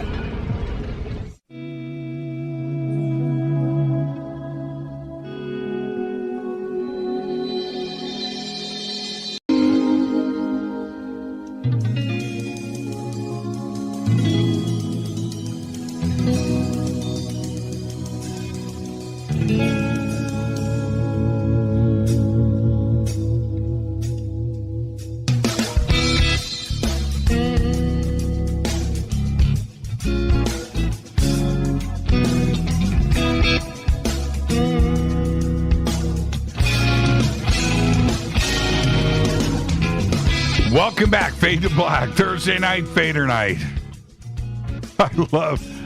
I love my job. I do. I'm with you, Eric. We need Neil. Oh, man, we need some Neil around here. 747-228-2051. 747-228-2051. Open lines all night long. Eric Stitt, thank you for the new artwork, my man. And, man, that is just too cool. Look at that. Man, it's like the most talented artist. It's so many great artists, the Fadernauts and things like Carol Peralt and over the years, some of the most amazing art. And Eric Stitt, to have a Fadernaut with those talents is just incredible. All right, let's go back to the phone, see who's up next. Hi, you're live on Fade to Black. Who's calling? Hello, Jimmy. This is the Midnight Man from Staten Island, George. How are you, Joe? What's going on? Okay, it's funny you should mention that summertime, a little story you had back in the day with your friends there on the island there. Mm-hmm. I was thinking of telling you a story anyway about something that happened during this last summer. You could call it a little summertime COVID romantic buck clean weird story. Funny story. You got to hear this. Okay. All right. Let's go. Listen. During the day, I like to walk down the block and go shopping. I was on foot. Right down the next block, I met a young lady. Probably in her 20s. And never saw her before. So I said, how you doing? Blah, blah, blah. I said, hey, is there a mister? She said, no, I said, I like to walk in the evening. What if I happen to stroll down the block about 12 a.m.? How romantic can you get, right? And suppose you're outside and we got together and hung out for a while, Meanwhile, she's like, owns a house, right? supposedly. She's alone. You know, how sweet would that be? You know, right? So anyway, that day I get all excited. I usually take a nap, but I didn't even take a nap. I was so excited. All dap it up, and I'm all groovy. And about 11:45, I take my little stroll up the block. I'm saying, boy, how cool is that? You know, have a little romance down the block. Young lady owns her own house, a midnight nightcap, whatever, you know, right? All the two. This is going to be it, Jimmy, right? I get all fixed up there, fix my head, all that stuff. You know, nice and sharp and all that. I stroll up the block, you know, it's a nice stroll. It's a summer night, like an August night, right? So I get in front of the young lady's house. And I waited a while, but, you know, I said, hey, let me knock on the door. I mean, what's the harm of that, you know? At midnight? You're going to knock on her door at midnight? Well, it was an arranged meeting. You know, she knew I was coming. Okay. We arranged to meet there. It was a date, so to speak. We was going to meet at that time. A little romantic, you know, it was agreed upon, Okay? Okay. And supposedly she was clear, single, and all the good stuff involved, right? So there I go with a big smile and a little anticipation, a little nervousness like a teenager would, right? So I get there, I knock on the door, and guess who came to the door? Her husband. Yes.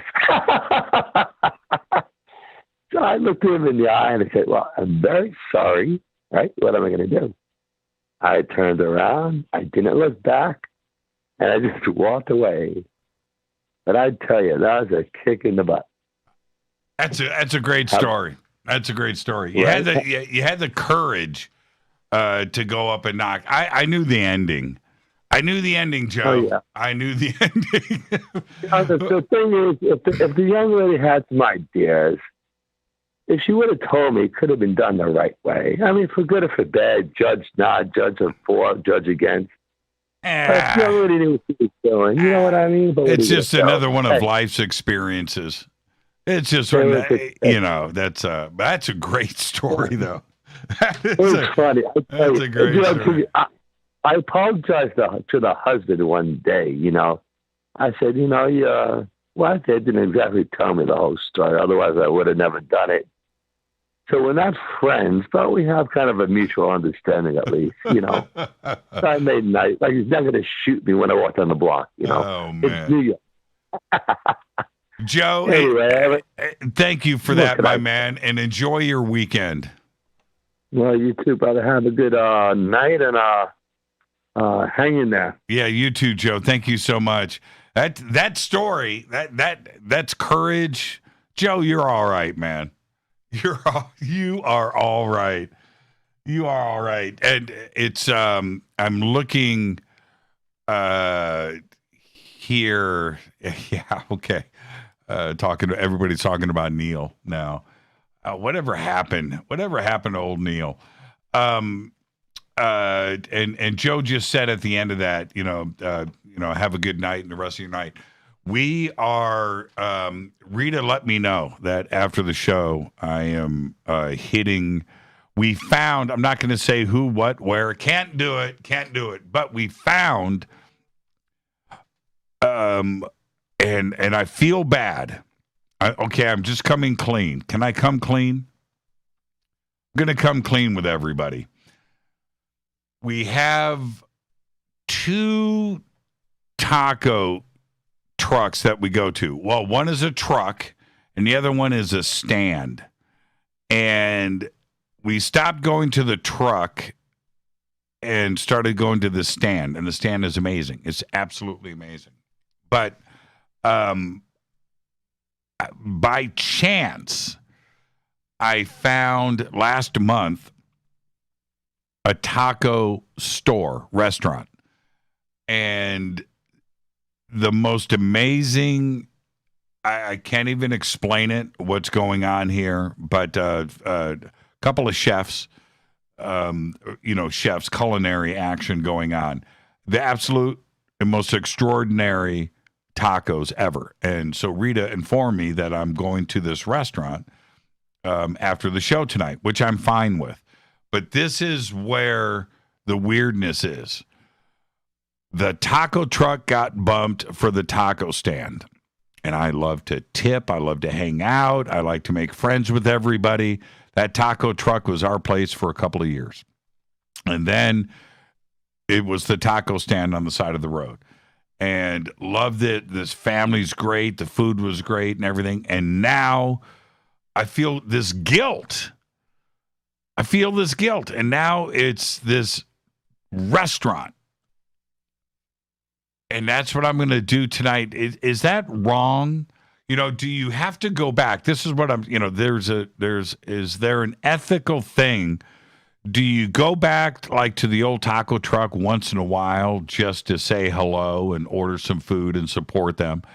The taco stand, do I drive by there and say hello just to let them know that, it don't take it personally, but I'm going to order some food and tip and say hello to everybody because I make friends with everybody, right?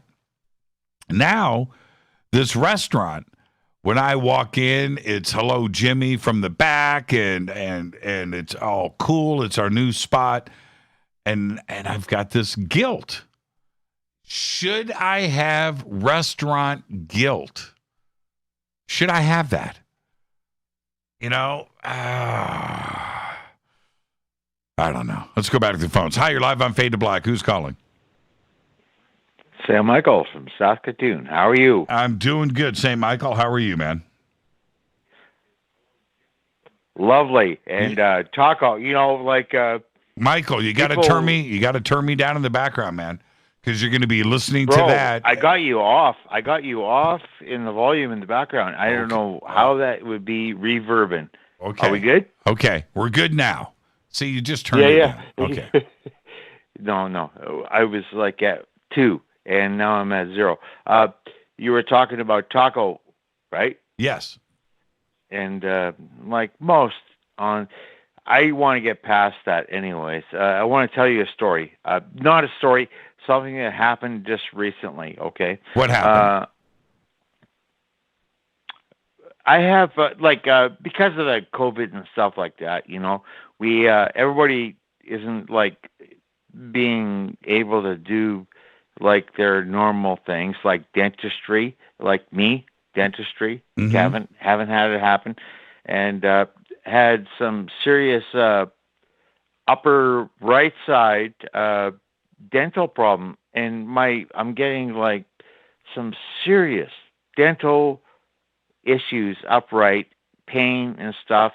And I'm talking to my wife, and she's going yeah. She's got what do they call them? Okay, well, stay on the story though, Michael. Okay, so stay on the story. I'm staying on it. I'm staying on it. Okay, stay focused. Focus. So we had this issue, and I went to sleep, right? Right. Serious dental issues. And then I woke up, in the morning, normally the cat's sitting on my lap and stuff like that. I wake up, and the next day, all of a sudden, my dental issues are gone. They're gone. But I have no pain. I have nothing.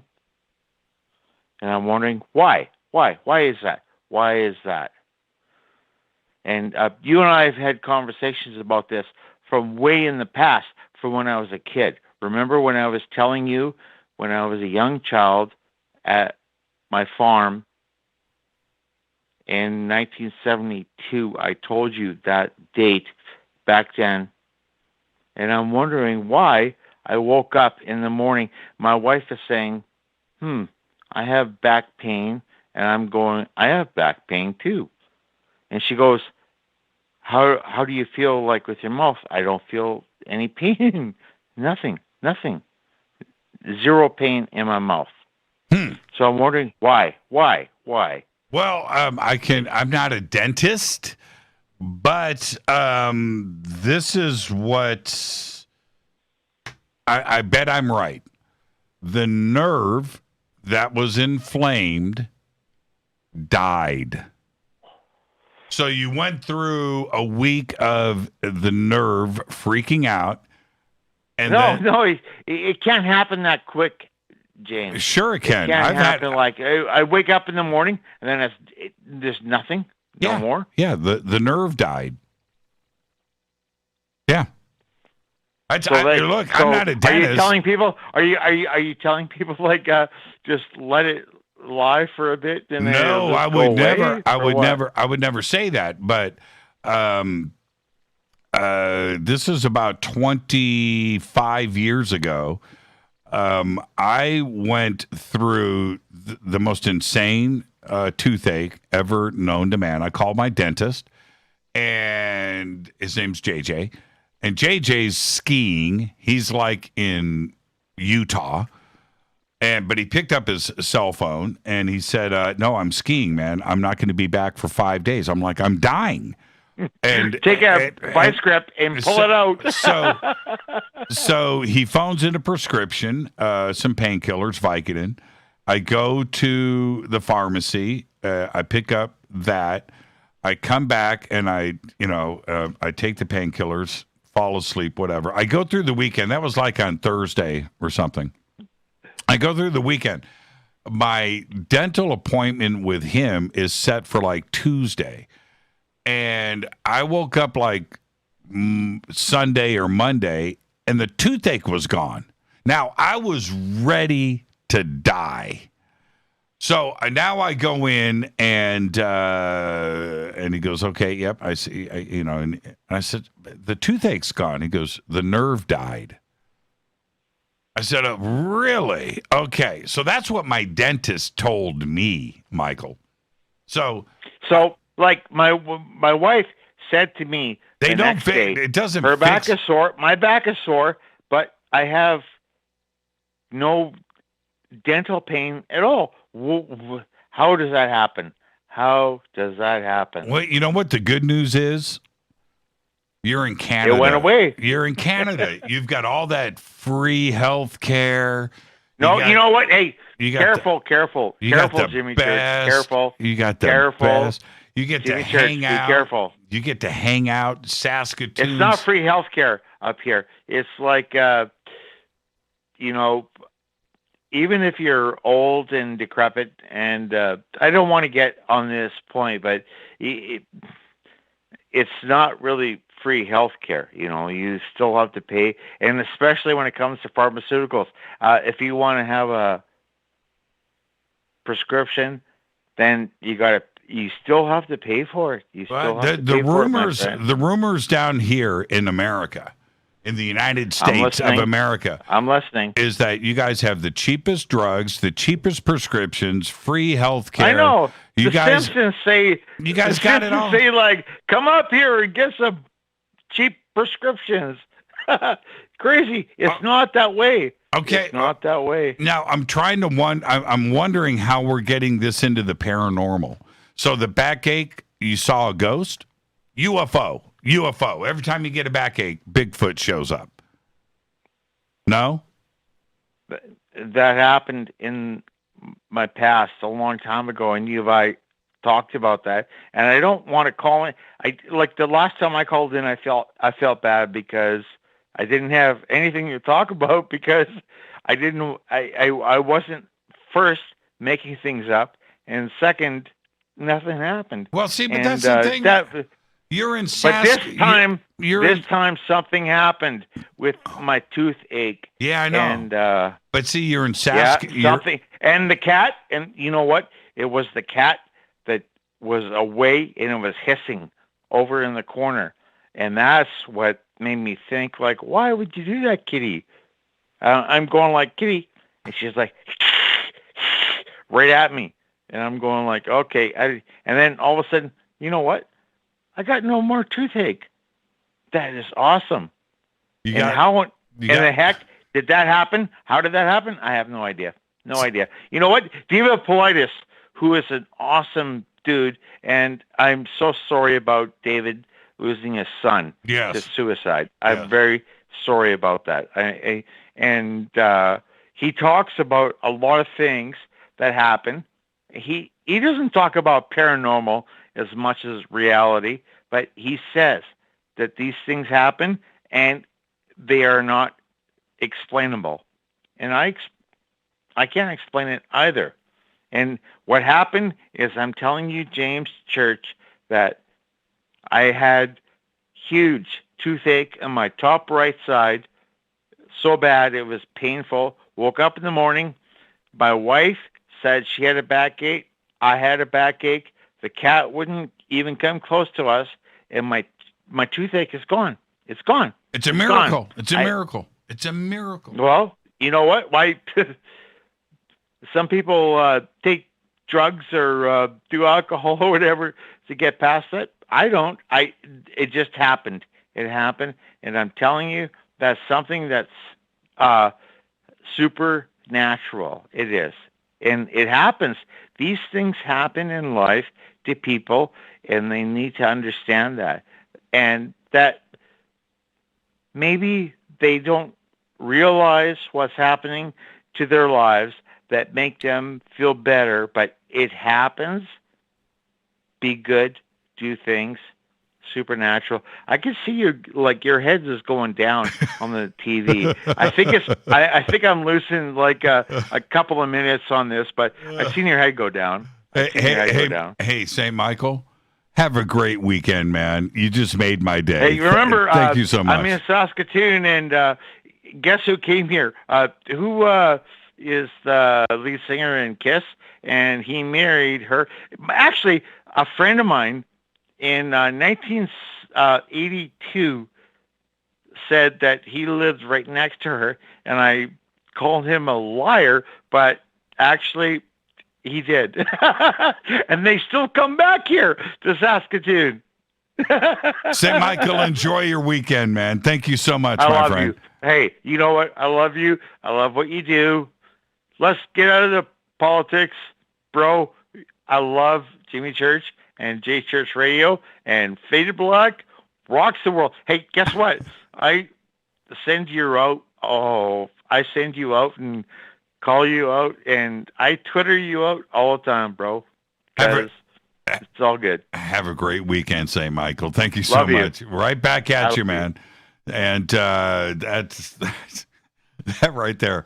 I love doing this show. That's all I got to say. I just love doing this show. St. Michael in Saskatoon.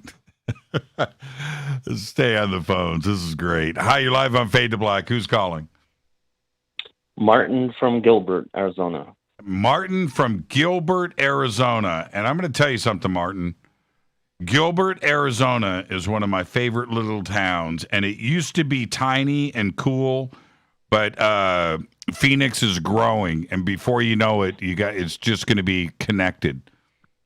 Thanks to California people trying to move over here now, houses have been going up. Yeah, well, see, Gilbert, I used to when I drove through there, with the 10 freeway. Phoenix Lights. Yeah, well, there was that part, but Gilbert was always like by itself, right? You had to drive to it, and I just watched the urban sprawl, and the next thing you know, Gilbert it's like Mesa and Phoenix and Tempe and everything. It's just going to connect into Gilbert, and then you're not the cool connecting all. Yeah, you're not the cool little thing anymore out there by yourself.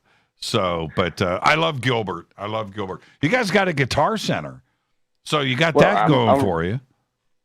I'm originally from Yuma, Arizona. Right. It's next to California, but moved here 8 years ago or so. 10 years. So, yeah. By the way, I started listening to your show back 4+ years ago. Oh, right on. And I got so interested that I started to watch it from the first episode. Oh, man. And then when I was driving, to avoid falling asleep, I started listening to the current ones. And so yeah, there you go. All right. That interesting. So yeah. Anyhow, thank you for that, Martin. You called me. What's on your mind? Yeah, recently I just got some readings from Margot Mateas, and thankfully it's from listening from your interview.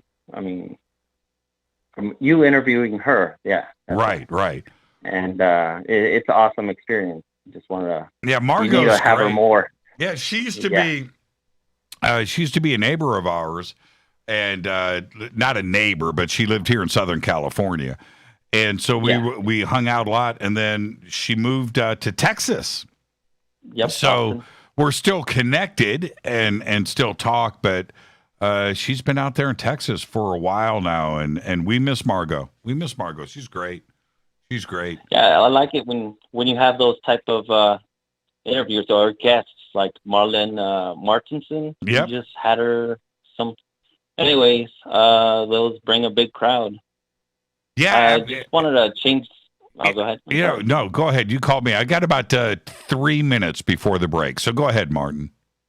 While I was watching a movie with my cousin, who's a respectable engineer, what is it? Alien Abduction, about the brown lights in what is it? North Carolina or something like that. Anyways, in Tennessee. Yeah, that's a great movie. Yeah, we came across the scene where one of the main guys goes to the tunnel. There's a bunch of cars stranded. So anyways, that reminded of him experiencing the same thing when he was on his way to Tucson to U of A back in around March of '97. So his story was that on his way to Tucson at around midnight, he needed to use the restroom. So he stopped on one of the rest stops around, I think it was after Picacho. Oh, the state park right there? Yes. Yeah. So anyhow, he had this eerie feeling, but he needed to go because he had drank a lot of water. He was riding in a Ford Ranger with another student, with his friend that both were going to U of A. So his friend stayed there. He ran to the restroom.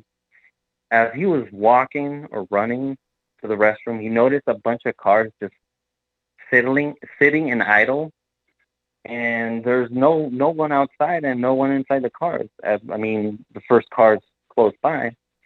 So he went up, did his business, and went back, and everything felt eerie.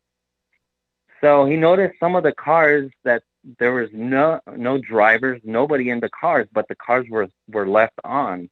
You can see just by the exhaust fumes or exhaust, not smoke, but I guess it was cold.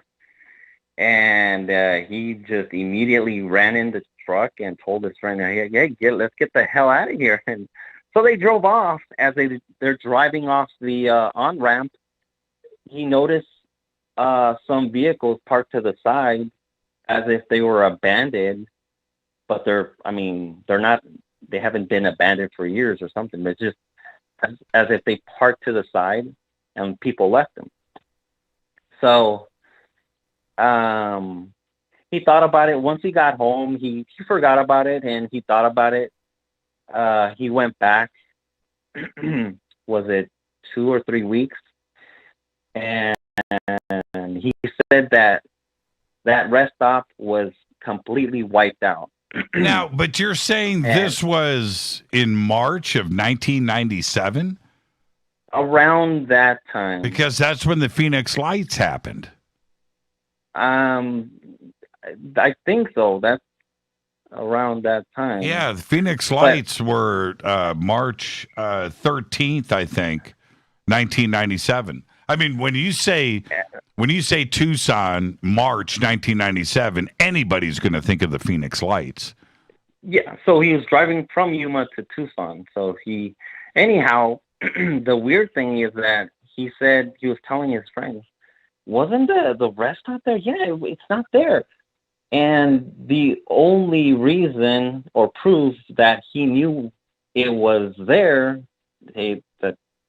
was that the white line that goes on the side of the road. So if there's a road merging off to another road, the off ramp, there was a piece of line left off. So and I guess they removed the road. They filled it up with dirt. Wow. But they left a line that kind of starts merging off. Yeah. So anyhow, throughout the years that I was listening to your show, I was wondering, hopefully I'll call him sometime in the show and bring it up. Maybe someone else has encountered or heard of some similar story. Yeah, Martin. But it was weird. Martin, that is a great story. And I'm going to leave that to the Fadernauts. I got to take a break right here, but I'm going to leave that to the Fadernauts. Going back to March 1997, in just north of Tucson, the state park there, the rest stop, I want to know, did anybody see or know of anything in a disappearing rest stop? Thank you, Martin. Enjoy your weekend. That's a great phone call. Hi, everybody. This is Rob Halford, the Metal God, on JimmyChurchRadio.com. This is KGRA Digital Broadcasting Station, Salt Lake City, Utah, Van Buren, Arkansas. Why is it we're not very good with our health regimen until it's too late? We don't put oil in the car until the engine blows up. When the body's out of balance, your health is not so good. Give your body some love. Log on to GetTheT.com. That's GetTheT.com. Try our Life Change Tea, which cleanses you from harmful intruders. A clean colon is one of the ways to bring the body in balance. We also carry organic supplements to help you get where you need to go. So do your body a favor. Log on to GetTheT.com. That's GetTheT.com. You can even visit our sales page to save some dough. Does anybody call money dough anymore? Anyway, if you're looking for short, helpful health tips, go to YouTube and punch in Health Matters Now. That's Health Matters Now. So, log on to GetTheT.com, shop, get balanced, then learn some cool tips at Health Matters Now. You'll be glad you did. That's GetTheT.com. Your contact for current news and trending topics. KGRARadio.com.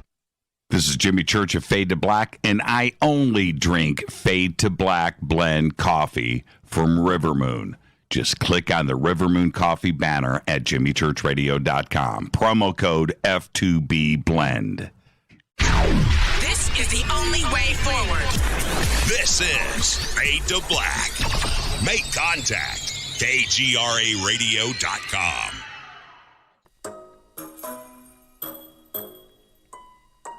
When you're in the house for longer periods of time, you can see them flying or running across the floor. Ooh, yuck. They're unhealthy, gross, and disgusting. Bugs. I loathe bugs. We keep a clean home, but occasionally bugs show up. Well, I found something that is tougher than bugs. Orange Guard. On contact, it kills hidden bugs, including ants, roaches, and fleas. Plus, Orange Guard is a residual repellent. All of the ingredients of Orange Guard are on the FDA generally recognized as safe list. Orange Guard may be used around food, humans, and pets. It comes with a 30-day money-back guarantee. Orange Guard, available at orangeguard.com, Whole Foods, and Ace Hardware.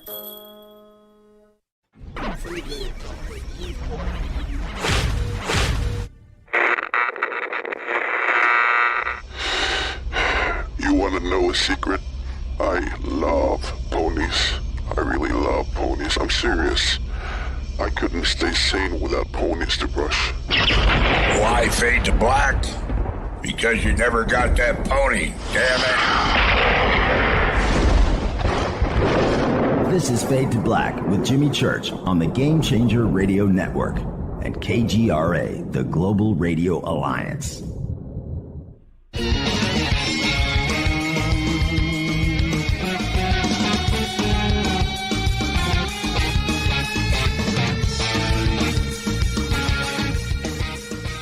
Welcome back. Fade to Black. I'm your host, Jimmy Church. Thursday night, Fader night. Open lines all night long. 747-228-2051. I got to tell you, Eric Stitt, That's just an amazing piece of artwork, my man. I had to post it. Didn't need to. I wanted to. Man, that's a great piece of artwork right there. Thank you so much, Eric. 747-228-2051. That was a good phone call from Martin. The disappearing rest stop off the 10 freeway.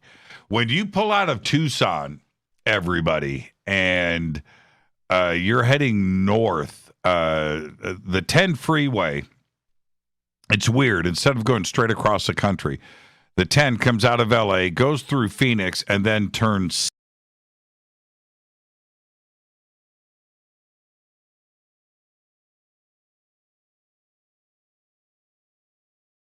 and heads into Texas.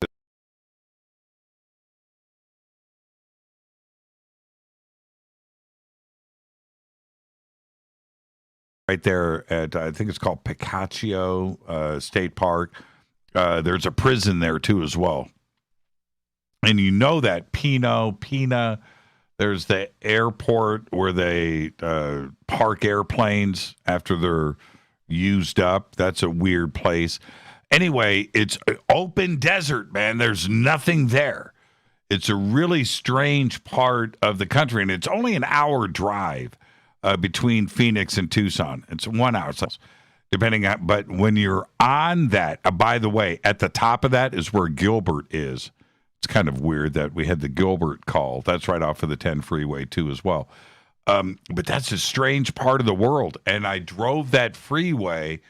Man, I probably did it. 52 weeks in a year, so I probably did it 26 times a year. Every 2 weeks, I was in Phoenix for 3 or 4 years. I know that freeway. I know every exit. I know everything about it. And it's a mysterious place. I had weird things happen. I remember one day pulling out of Tucson, and I needed to get to Phoenix that night. I had a dinner with Billy Siegel, a friend of mine. And as I'm pulling out of Tucson, I see in front of me the craziest thing. I think we've all had crazy things in our lives, but this was the craziest thing I had ever seen. Driving on the freeway, I'm in a rental car, and I look out in front of me, and I see a red wall.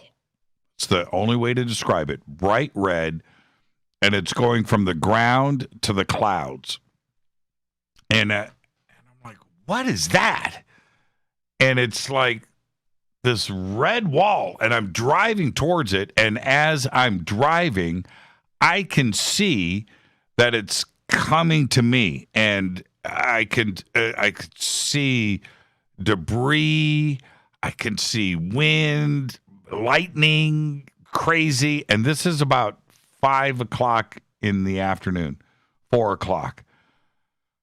And I call my friend Billy on my cell phone. I go, dude, I got this red wall. He goes, man, you don't have no idea what's going on up here in Phoenix, man. It's this monsoon. It's destroying the town. Everything is blowing. It's severe weather. And blah, blah, blah. I'm like, what? And I'm driving. He goes, pull your car over. Don't drive into it. What? What's going on? And this thing just hits me, and I drive right into it. And it's red sand mixed with rain and wind. Stuff is blowing. I'm driving like 1 mile an hour, 2 miles an hour, and my windshield wipers are wiping mud. I can't see. I can't see in front of me, and now it's like Mars. Now I'm surrounded in the middle of the day with this red thing that enveloped the car. I drive through and there's stuff all over the freeway and tree limb. It's crazy. And I drive through all of this, and I get through to the other side. It's now a couple hours later. I get through the other side, and I pull into Phoenix. And it's nothing but emergency vehicles, things, crap. That was like the craziest. and I go and I pick up Billy, and I go, dude. And he goes, yeah. It was like this national disaster. It was crazy. Right where that disappearing rest stop was. That part of the world, man, that part of the 10 freeway is mysterious. I'll never forget that. Let's go back to the phones. Hi, you're live on Fade to Black. Who's calling? Hey, Jimmy, it's Carrie in Palm Springs. How are ya? You guys get monsoons out there, don't you? Yes, we do. I think what you're talking about is a haboob. Yeah, the haboob. And I had right. I had never experienced it before, and that's what they're called, the haboob. It was insane. It was insane. They're pretty crazy. Mm-hmm. Yep, I drove through it. I witnessed it. You should have seen my car. Like it was yesterday. The classic story. It was a white rental car, right? Toyota Camry or something. This thing. It wasn't white for long. No, it had, I'm not joking, a half-inch thick coating of orange mud. Caked. Oof. Yeah, it was crazy. I believe it. Yeah, those haboobs are pretty intense. It's a weather front it's atmospheric gravity that pulls wind, dust, and rain together. It was like, this is my memory. It was like 100-mile-an-hour tornado winds, uprooting trees with this orange mud raining from the sky, right? And you can't see. You're stuck, and it was frightening. It freaked me out, and I was alone, on the freeway, and I was, oh man, it was a movie. It was a movie. All right, Carrie, what's on your mind tonight? Hey, well, I have this great week, by the way, on Fade to Black this week, and it got me thinking about, do I have a campfire head scratcher story? And I thought of this really cool experience, campfire story I'd love to share with you and the Fadernight. Bring it. What you got? So, let's see. Let's go back to about 1976. My aunt, who's a travel agent, her and her husband traveled to Egypt. Very exotic. And she always went to kind of unique, exotic places. And she would always bring back a little trinket or souvenir and then tell me all about her travels, which I loved. And when she came back from Egypt, she brought me this little Nefertiti statue made out of stone. And I thought it was really cool, and she told me about her story about Egypt, and it was wonderful. So I held on to this trinket for years and years, and just would have it as decor wherever I lived. And then kind of in my mid-20s, I was in haste, took a bunch of stuff and put it in a box and trying to clean up or downsize, or I was moving, I don't know, and took it to a thrift store. And then several months later, I was like, gosh, I regret really giving away that little trinket. That was really unique. My aunt brought it all the way from Egypt for me. Why did I do that? And it always kind of bugged me, but I sort of forgot about it. Now, flash forward, I'm in my mid-40s, and I'm working at an office, and one of our secretaries, I was up at the front office, and she's like, Carrie, I have this thing. I keep trying to throw it away, but every time I throw it away, I come back to work the next morning, and it's back up on the shelf. She goes, I've tried to throw it away 3 times, and I've just given up. I'm so frustrated. She goes, I picked this up at a thrift store, and I use it as a paperweight, and I just can't throw it away. And I don't know, do you want it? It looks like something you would like. Damn it, if it isn't, and it might not be the same one. It could be a different one that looked exactly like it. But there it is, the little Nefertiti Egyptian statue trinket, just like my aunt had given me, that I gave away and took to a thrift store. And I'm like, oh my gosh, yes, I would love that. I will take it. She goes, oh, thank God. I've been trying to throw it away for weeks, and it just keeps reappearing. While we're standing there, somebody from the back in the lunch area comes to where we're at in the front office and goes, "Hey, you guys, here's some extra chips, like bags of chips, left over from the lunch. Anybody want a bag of chips?" I'm like, "No." And Kathy's like, "Yeah, oh my gosh, I love chips. This is my dad's favorite chip flavor brand." I don't know what it was.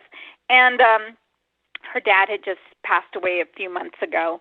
And she goes, "Oh, I miss my dad so much. He loved these chips. Every time I see these chips, I think of him."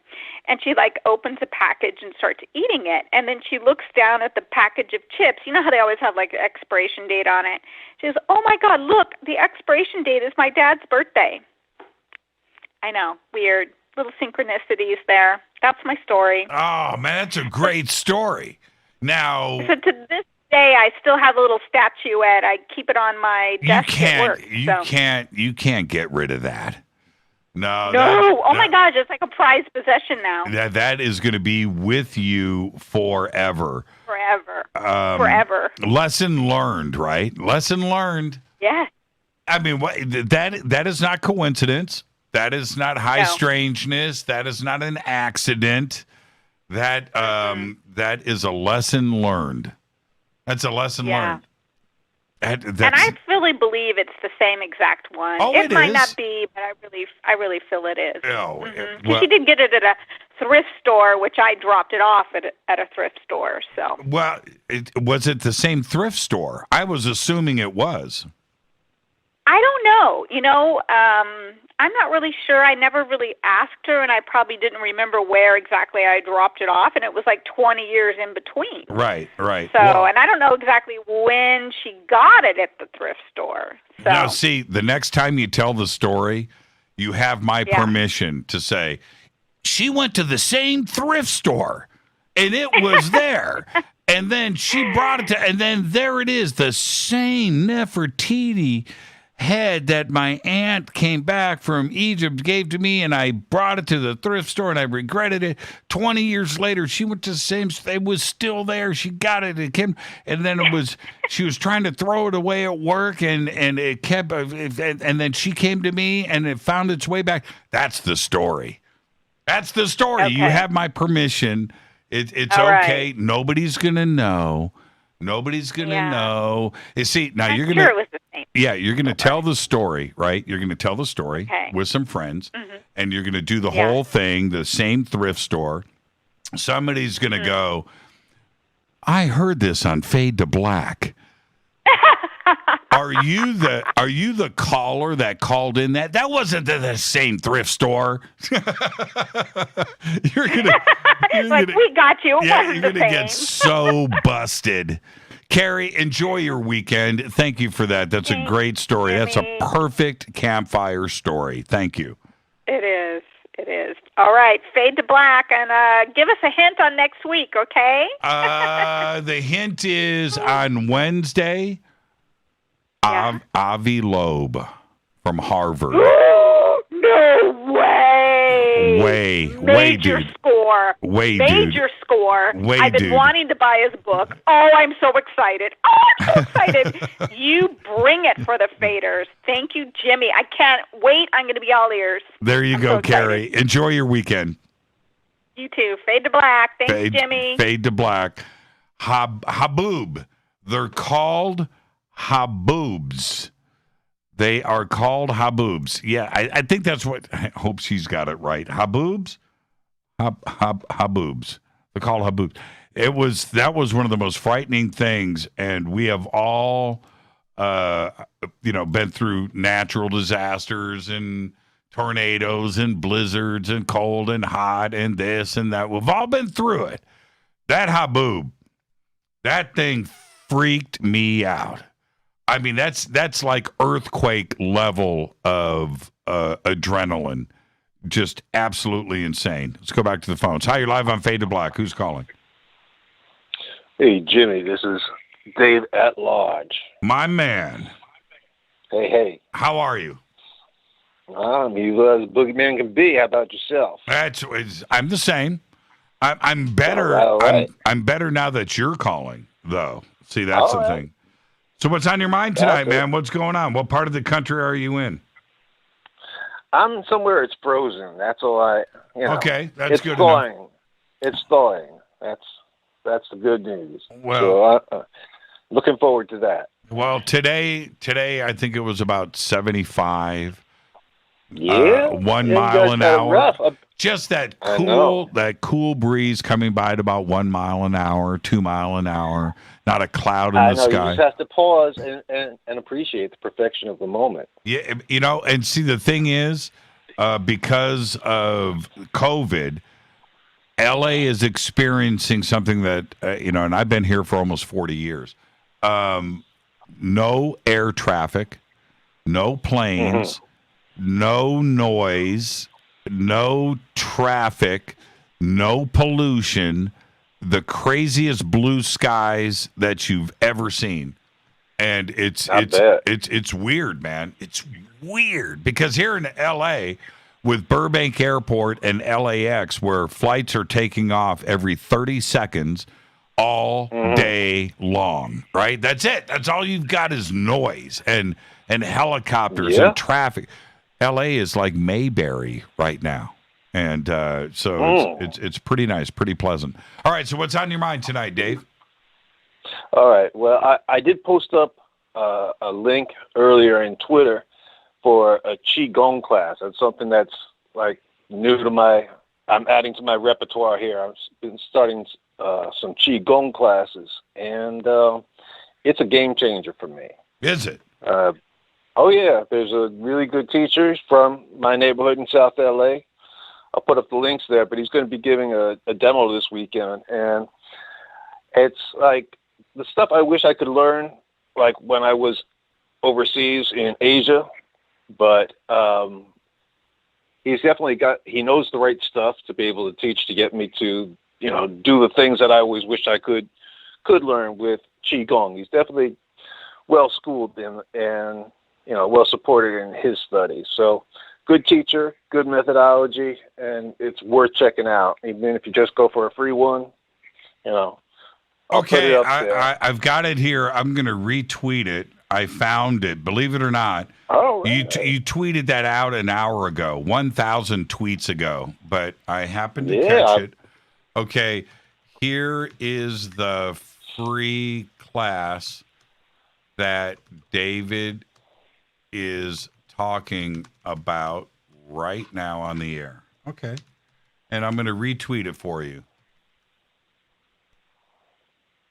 Okay. All right. I don't have it's not I don't have the time. That's no excuse. That is no excuse. But the thing is with stuff like this, it's the discipline and the dedication to apply to it, to give it the respect that it deserves. You just can't you can't half-ass it. You know what I mean? You've got to go in. You can take it at your own pace. You can. Right, but when I see it done and practiced, it's absolutely beautiful. But I wouldn't give it what it deserves. That's my problem. But I'm glad I've been able to avail myself of it, and I did want to. There were a couple of things. I figured out my list for the 3 people who I want to invite for a dinner, living or dead. And so the list for me would be Nelson Mandela. Okay. Because he's done some things that I've never seen any other human being do. Yep. Then you need to incorporate some beauty and intellect into it as well. So Toni Morrison. And then as the wild card, Jimi Hendrix. 3 people. That's dinner. That's the dinner I would want to have. At the same time. Yeah. I would love to hear. I'll appreciate it. I would love to hear the conversation between Jimmy and Nelson. Exactly. Man. That's pretty strong. You really gave that. You really gave that some thought. Once I hit it, I knew, Nelson, yeah. But once I hit the 3 of them, I was like, yep, that's it. Yeah, I'm locked. That's a tough one for me. I think, yeah. I mean, I would have to go with, Jimi Hendrix actually is a pretty good choice, right? I mean, that's pretty strong. But if it wouldn't be Jimmy, you know what? I think I would go Elvis. I would put Elvis there, but I would want somebody from the political. You know what? Maybe Malcolm X. Maybe Elvis, Malcolm X, and let me get my third. Elvis, Malcolm X, and Timothy Leary. Yeah. No. You know where I would go? Neil Armstrong. Oh, that's cool. Yeah, Neil Armstrong. Cool. Now think about that for a second. Malcolm X, Neil Armstrong, Elvis Presley, dinner. Yeah. Yeah, that's pretty strong. That's pretty strong. All right. Not as strong as yours. You see, the thing is, David, you pulled out the Nelson card. That's a strong card. That's a strong card.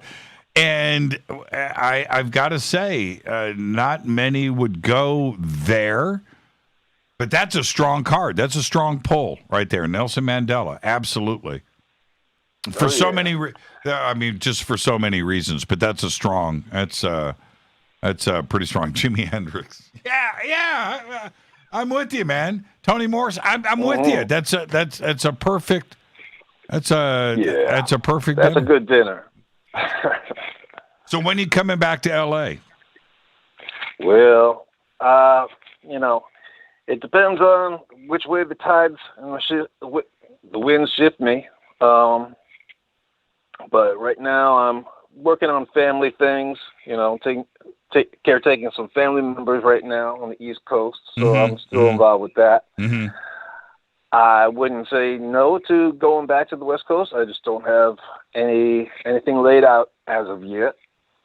But so I'd definitely be down with that. It'd be big changes to get myself back in there, but I'd definitely do it. Well, after a year, I've done my year here. Okay, I've proved that I could do it. Right. So let's get back to reality.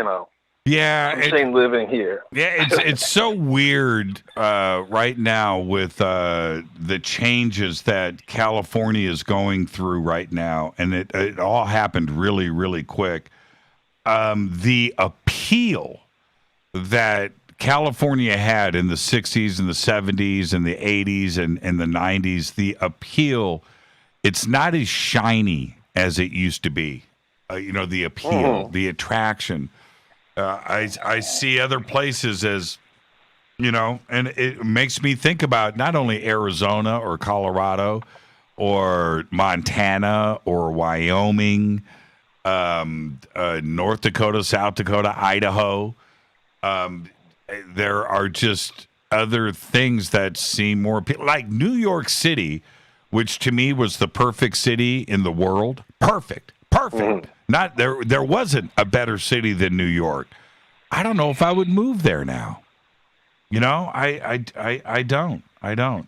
Atlanta still is an amazing city to me, though. And after what Texas just went through, Texas is off of the list, right? Think of all the people that moved from California to Texas in the last year and just went out there and went, what the hell? This wasn't supposed to happen. Hey, Dave, we love you, man. Yeah. You're an OG Fadernight. Right. Thank you so much, and just be safe out there. All right, back at you. Great googly moogly. You got it. David Pendleton, our producer at large. I've got to take a quick break. This is Fade to Black. It is Thursday night. It is Fader Night. I've got one more segment left of your phone calls, and we'll do all of that when I come back. Follow me on Twitter at JChurchRadio. Email is Jimmy at JimmyChurchRadio.com on the Game Changer Network and KGRA The Planet. This is Fade to Black. Stay with us.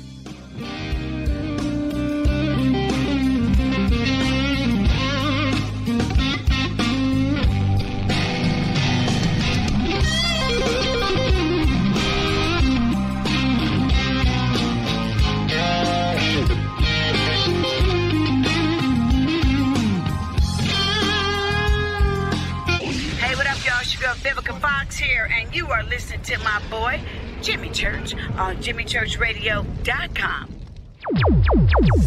Despite popular opinion, reading a book will not make you smarter. But listening to Jimmy Church will. This is Jimmy Church of Fade to Black, and I take Life Change Tea supplements every single day. It's what I do. Click on their banner at JimmyChurchRadio.com. When you take the beans from Central America with dashes of Indonesian and African mixed in and then roast it to the dark side of Fade to Black, you create the ultimate brew of fringe.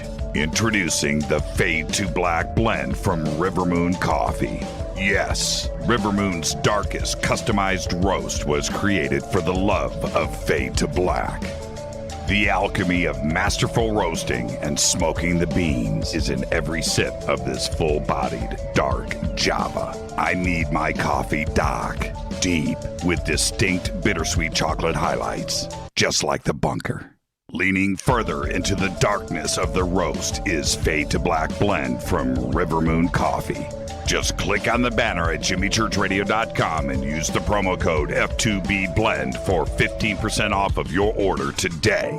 Hello, my name is Billy Carson, and I am a best-selling author and the founder of ForbiddenKnowledge.tv. Together with my team, we have built an all-new conscious streaming TV platform designed with every family member in mind. If you have ever wanted to travel the world and attend lectures and workshops from your favorite speakers but weren't able to, look no further.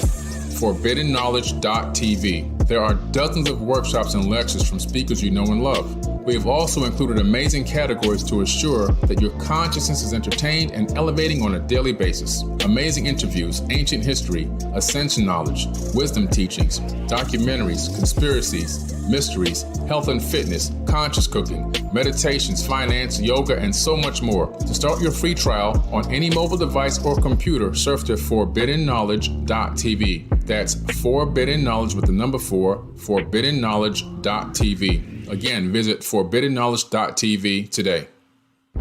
Are you intrigued by Paranormal Talk Radio? You'll love the new Paranormal Radio app from TalkStream Live. You'll find a great selection of talk shows covering UFOs, ghosts, strange phenomena, and much more. Download the Paranormal Radio app now and start listening to the very best in paranormal talk entertainment, including the network you're listening to right now, the Paranormal Radio app. Free in Google Play and the iOS App Store. Erica, Brittany, Gabby, and you're listening to JimmyChurchRadio.com. It's not a lifestyle we chose. We were born this way. KGRARadio.com.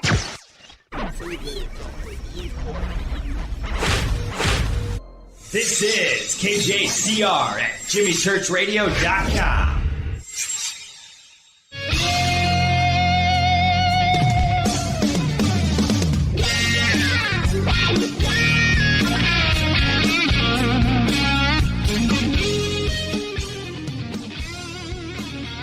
Welcome back. Fade to Black. I am your host, Jimmy Church.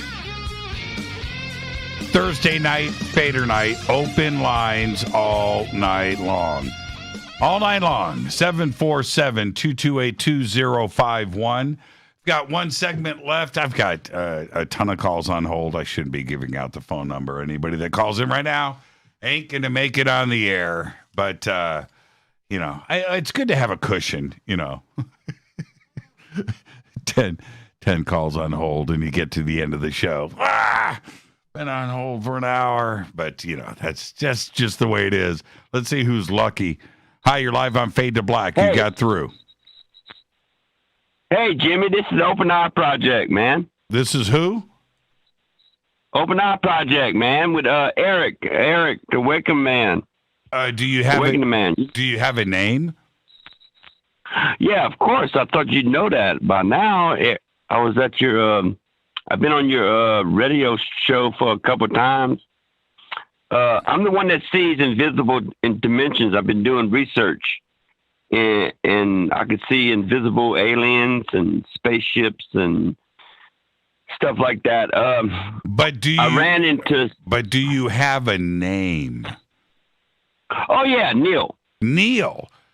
This is Neil. Neil, how you doing, Neil? Yeah, I'm doing pretty good. But I've been finding out some stuff. I wanted to talk to you about. I camped out in a cotton.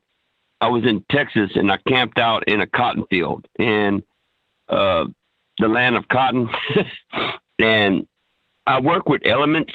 You know, I'm a spiritual person. I see invisible dimensions, but I know about the darkness, so I've been trying to find out elements to burn the darkness upon the earth, like in the book of Genesis and stuff. Mm-hmm. So you could call me a wizard. You could call me, you know, whatever you want to call me, but I'm a scientist. But I've been fighting the spirit of darkness, the Prince of Darkness. You know? Okay, well, let's get back to the cotton field. What happened?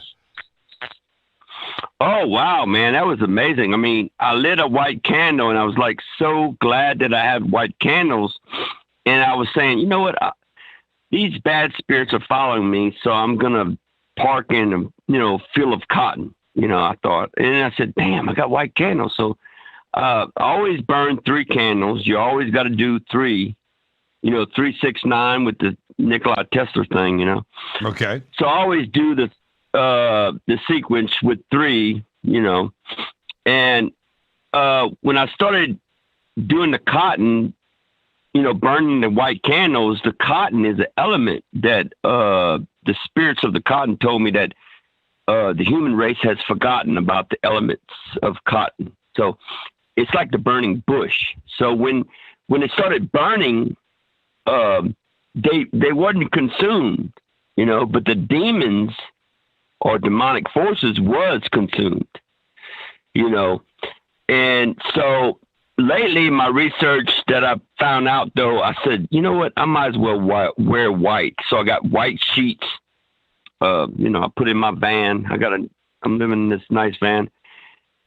And, so I said, I got to get rid of all this darkness. So I pulled the seats out and made it into a travel van. But I mean, I'm fighting this Prince of Darkness, you know, and so are you wearing white sheets like robes? No, I don't wear it at night, because if I'm in the spirit world, see, you never wear white in the times of darkness, because you glow like a fucking light bulb. You know? Watch your language. Watch your language, Neil. I'm sorry. I'm sorry. Yeah, I'm sorry. The Prince of Lightness doesn't use language like that. Okay, but whatever. Anyway, okay. So let's get back to it. So you're in the cotton field. What happened? Well, I got night vision. Okay. I've actually manifested where I could actually see through walls. I don't know. I got X-ray vision or something, like Superman or something. Okay. But at night when I do things, all my experiments, I like to do it at night, because then I could see what's going on with the spirit world. You know, I listen to what they're saying and stuff, and then, well, as I lit, and I thought, you know, I need to do experiments to burn the darkness around a human body. If I did an experiment around it, like a massage parlor or whatever, I would take cotton and put it all around your body and light a white candle. Yeah, but I'd have to do it at night, because I want to see what's going to happen, because I want to burn the darkness around the human race, you know. So, but that's one of the experiments I could do later, but someone else can do it too. But the power, the elements, see, I'm working with elements. And what are the elements? What are the elements? Well, the elements of light and darkness is really real. If you look in the book of Genesis, it says God looked upon the earth and seen the darkness among the deep and stuff. He said, let there be light upon the darkness, to separate the light from the darkness and the darkness from the light. And I did that. I said, you know, this is a textbook of telling me what to do. So what you got to do is you got to find out the element. Like you remember the Fifth Element with Bruce Willis with the movie? Yeah. So you had wind, water, earth, fire, and the fifth element was flesh. It was a human flesh woman. Yeah. Okay. Yeah. I guess we can go with. I'm not so sure that was the fifth element. She was the fifth element, but I think it was her energy. She was. Okay. Yeah. But the main thing I want to tell you about that is I am the fifth element, because I realized the devil, they write their names on people. So I wrote my name on my body, my flesh. I wrote my name on my foot, all the 14 parts of the body. The foot, the 3 parts of the leg, the arms is 3 parts, so that's 6, and then the other 2, which be your head and your torso, would be 14 parts. And I found out the devil has his name written on all the human race. So what you got to do is, what did you got to write your name on your body with a Sharpie? Yeah, like you could I use different colors just to see what's going to happen, because with the rainbow colors, I had a spirit come to me, and he showed me the signs of the rainbow, like Noah. And he showed me what I probably need to do, and it's like it's a rainbow color design. It's like a invisible cloak, I guess you could say, or it's called the Rainbow People, but that's a different thing. But did I tell you about that time when I seen that invisible super soldier in the desert? Because the FBI knows about me anyway, and I think they know I could see invisible dimensions, so I think they were testing me. And this dude walks right in front of me, like 50 yards, like a football field.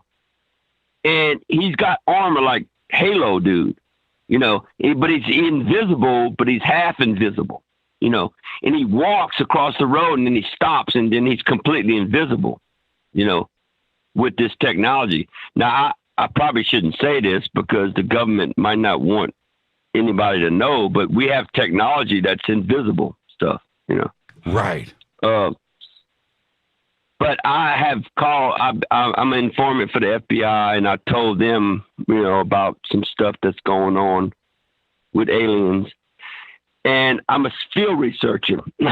And I ran on some weird stuff. I mean, one time I was north of Eric, where he lived in Los Angeles, north of that, and something started shaking my van. I was like, and it scared the crap out of me. I mean, something has to be pretty damn big to start shaking my van. I was like, I never been scared before like that. And then I jumped to the driver's seat, started the car, and hauled ass like really fast. And when I was looking through the rearview mirror, I couldn't see nothing.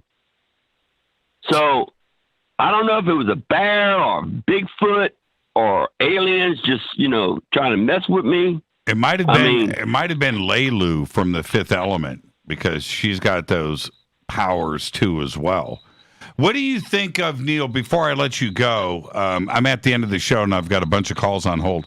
What do you think ultimately is going on right now with the government and Tucker Carlson on Fox? Everybody is talking about UFOs right now and disclosure. What do you think is going to happen in 2021? Well, I predicted, it was like 2 years ago, I've been on your show. I think I might have told you too, as well as Gigi and them.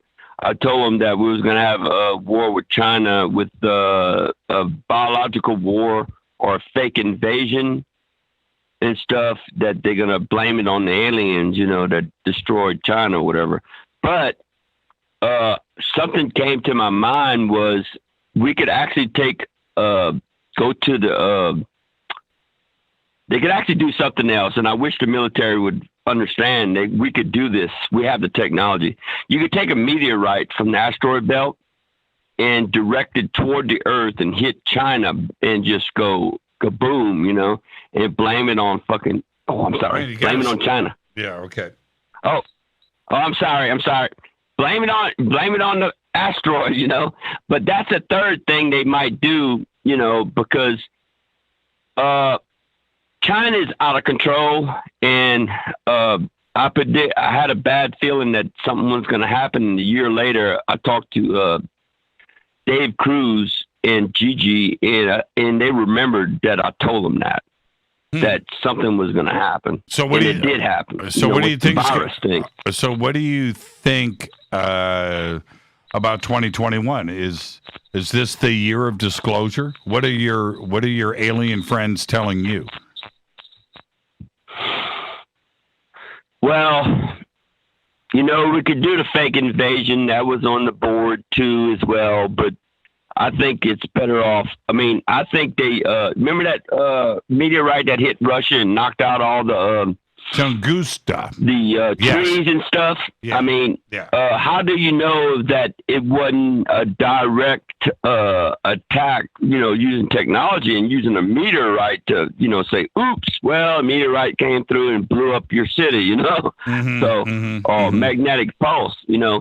But they could actually do it. The government has technology. I mean, UFO stuff, they have been actually communicating with aliens and stuff. And the thing is, I wanted to be an advisor to them because I'm the one that sees. I mean, Corey Good and David Wilcock, they can't see like I could see. I'm the one that sees, so I'm above their consciousness. Yeah, I can believe that. I know.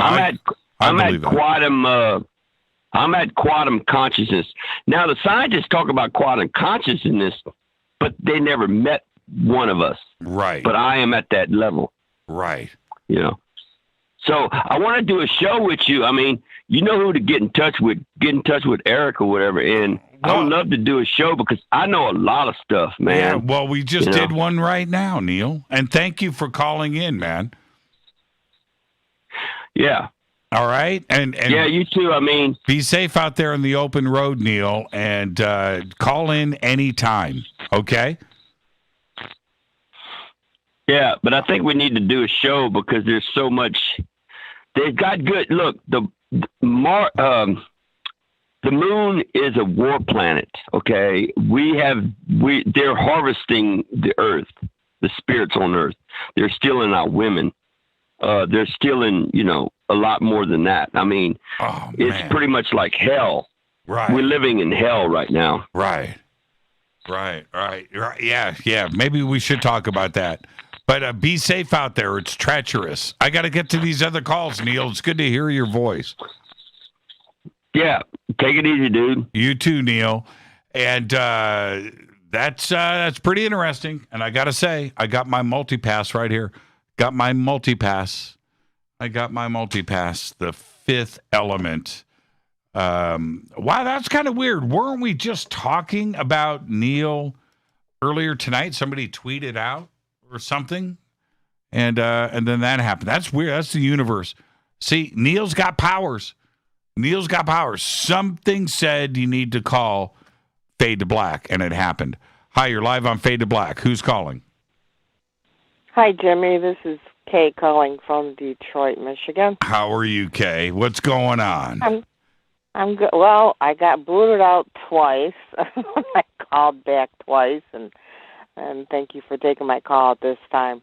Yeah, right on. You still celebrating your birthday, probably. I am. That stuff just happens. I just celebrate it from one year to the next. It's just an ongoing. So what's going on? What's going on, Kay? Well, your first caller brought up the reason why I was calling tonight about the bird that you had in your backyard. Yep. And this isn't about a flying turkey, but there's birds that don't have a digestive system. Right. And if they take an Alka-Seltzer, they blow up. Yeah, no, there's a few things, few animals out there, that a lot of them, humans, we burp, right? So, right. And I get that part of it. I'm not so sure because I thought about that years ago when it went down because I've heard those stories since I was a kid too as well. But I'm not. I don't think that that's what this was. There's something else. I don't know. See, this is the thing. It's a head scratcher. What I don't understand is the bloody feathers that were everywhere. Okay, it looked like somebody pulled the feathers out in the yard, like defeathered. I don't know. I don't know how to explain it. It was just a crazy thing to see. It was a crazy thing. Well, still a head scratcher for me too. And I had another quick story. This is a campfire story that I called back in October, and I had some Native American wall hangings that kept falling off my wall. Right. And I didn't know why they were, and I kept hanging them up, and they kept falling down. It happened 3 times, and then the next day, my best friend of 25 years, she was Native American Cherokee, had passed away. Connected. So when I found that out. Yeah. So when I found that out, I got like chills. Yeah. It was just not coincident. I mean, I don't believe in coincidences, but it was just that strange feeling I was getting that night. I was like, why do these things keep falling off the wall? They're up with those little 3M stickies. Mm-hmm. So I kept putting new ones up. I figured, well, maybe there's something wrong with it. Because they'd been up for years, and all of a sudden, boom, boom, boom, they came down. Boom, boom, boom, they came back down. It was like 3 times. I'm like, okay, you're staying down for the night. I'm not putting you back up because there's a reason why you're coming. Right. But then the next day, the daughter had contacted me and told me that her mother, which was my best friend, had passed in the night. And I don't know. That was my campfire story. Wow. I keep going back to this, Kay. I go back to it over and over again. The universe is connected. That's it. And you cannot. Anybody that wants to go and say, "Oh, come on, man," you know what? They don't get it. The universe is connected. I didn't really absorb a lot of this until I was in my early 20s, right? But as I started to just recognize things, and you just pick up on it, and you just realize everything is connected. Everything happens for a reason. Everything, all the time.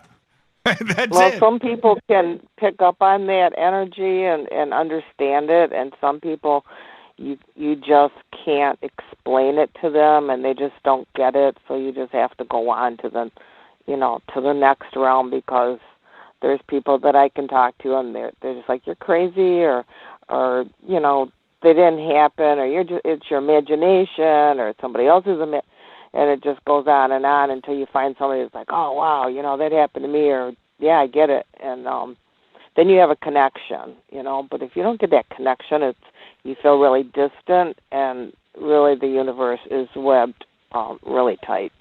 That's it.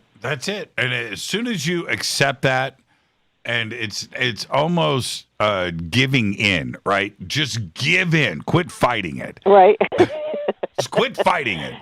And ride the wave. Ride the wave. Just that's it. Kay, enjoy your weekend. Thank you so much. Okay, you do. Good hearing from you, Jenny. Jimmy, take care. It's time to fade to black, Kay. It's all right. got to be that birthday celebration. All right, have a good night. Yeah, you too. It's a great phone call right there. Kay out of Detroit. And eventually, you have to give in. That's all you got to do. Just give in. Tap out. Tap out. Stay on the phones. Hi, you're live on Fade to Black. Last call of the night. Who's calling? Hey, Jimmy, this is Terry from Sheridan, Oregon. Terry from Sheridan, Oregon. Where's Sheridan at, Terry? Just outside of McMinnville. I own the old Trent place. Oh, you do? Yeah. Wow. What's on your mind tonight? I've only got a couple of minutes before the end of the show. What's on your mind tonight, Terry? The Wilson papers. Yes. The Wilson papers are on my mind. Yes. Reading all those things, I swear to God, Jimmy, they read like a script. That has been. What's your feelings about it? Well, my opinion doesn't matter. Okay, I've read it. I've read those. I've done so many shows. I've gone back. It's on my desktop. I click them open from time to time just to go and do a quick review. It's growing up in a military family and knowing the kind of guy that Admiral Wilson was. I just can't see him throwing away everything that he held dear to his heart for years to hop in the back of a car in Las Vegas, basically being transported by Navy guys when he wasn't in the Navy anymore. That didn't make any sense. Oh, that because at that time he was retired, right? No, or he was between gigs. I think he was between gigs. Yeah, he was between gigs. Well, my take is. I would have thought that now he's already come out on the record and said it never happened. Okay, so Davis, or Wilson, Eric Davis. Well, did you ever talk to Mitchell about it? Have I talked to who? The astronaut. No, I've never talked to him about it, but. Edgar Mitchell's no longer with us, too, as well. Edgar Mitchell, he's passed away now, unfortunately. That's right. But the other part is Dr. Eric Davis and having him come out and say, okay, this absolutely happened. This is it. Here's my stuff. This is when I was in Las Vegas, and some documentation to back up his part of the story. I have always looked at the documents or segments of it, and Richard Dolan has done a lot of research on it. There are some things that are mentioned in there that are spot on. Dolan. Right, that are spot on. And then there's other parts of it where it seems a little too perfect. You know, it seems too perfect. But Eric Davis has got to come out. And he's got to speak on the record about it. He's got to authenticate it. He's got to say that, yes, this is he hasn't said that it isn't, but we need that part of it, too, as well. I've actually emailed Dr. Davis, and I get the red back, but I never get any response. Yeah. Maybe one day we'll find out, and he'll go on the record. I think that right now and I'm not going to speak for him, but I think his excuse now is that he works for Aerospace Corporation, and that is what he is doing now. I don't think he wants to talk about UFOs anymore. So until that ends, and I'm at the end of the show, Terry, I want to thank you for the phone call. And one day we will find out if the Wilson documents are accurate. And we can get more information out of Eric Davis. Thanks for everything you do. Yeah, thank you, Terry, and have a great, safe weekend.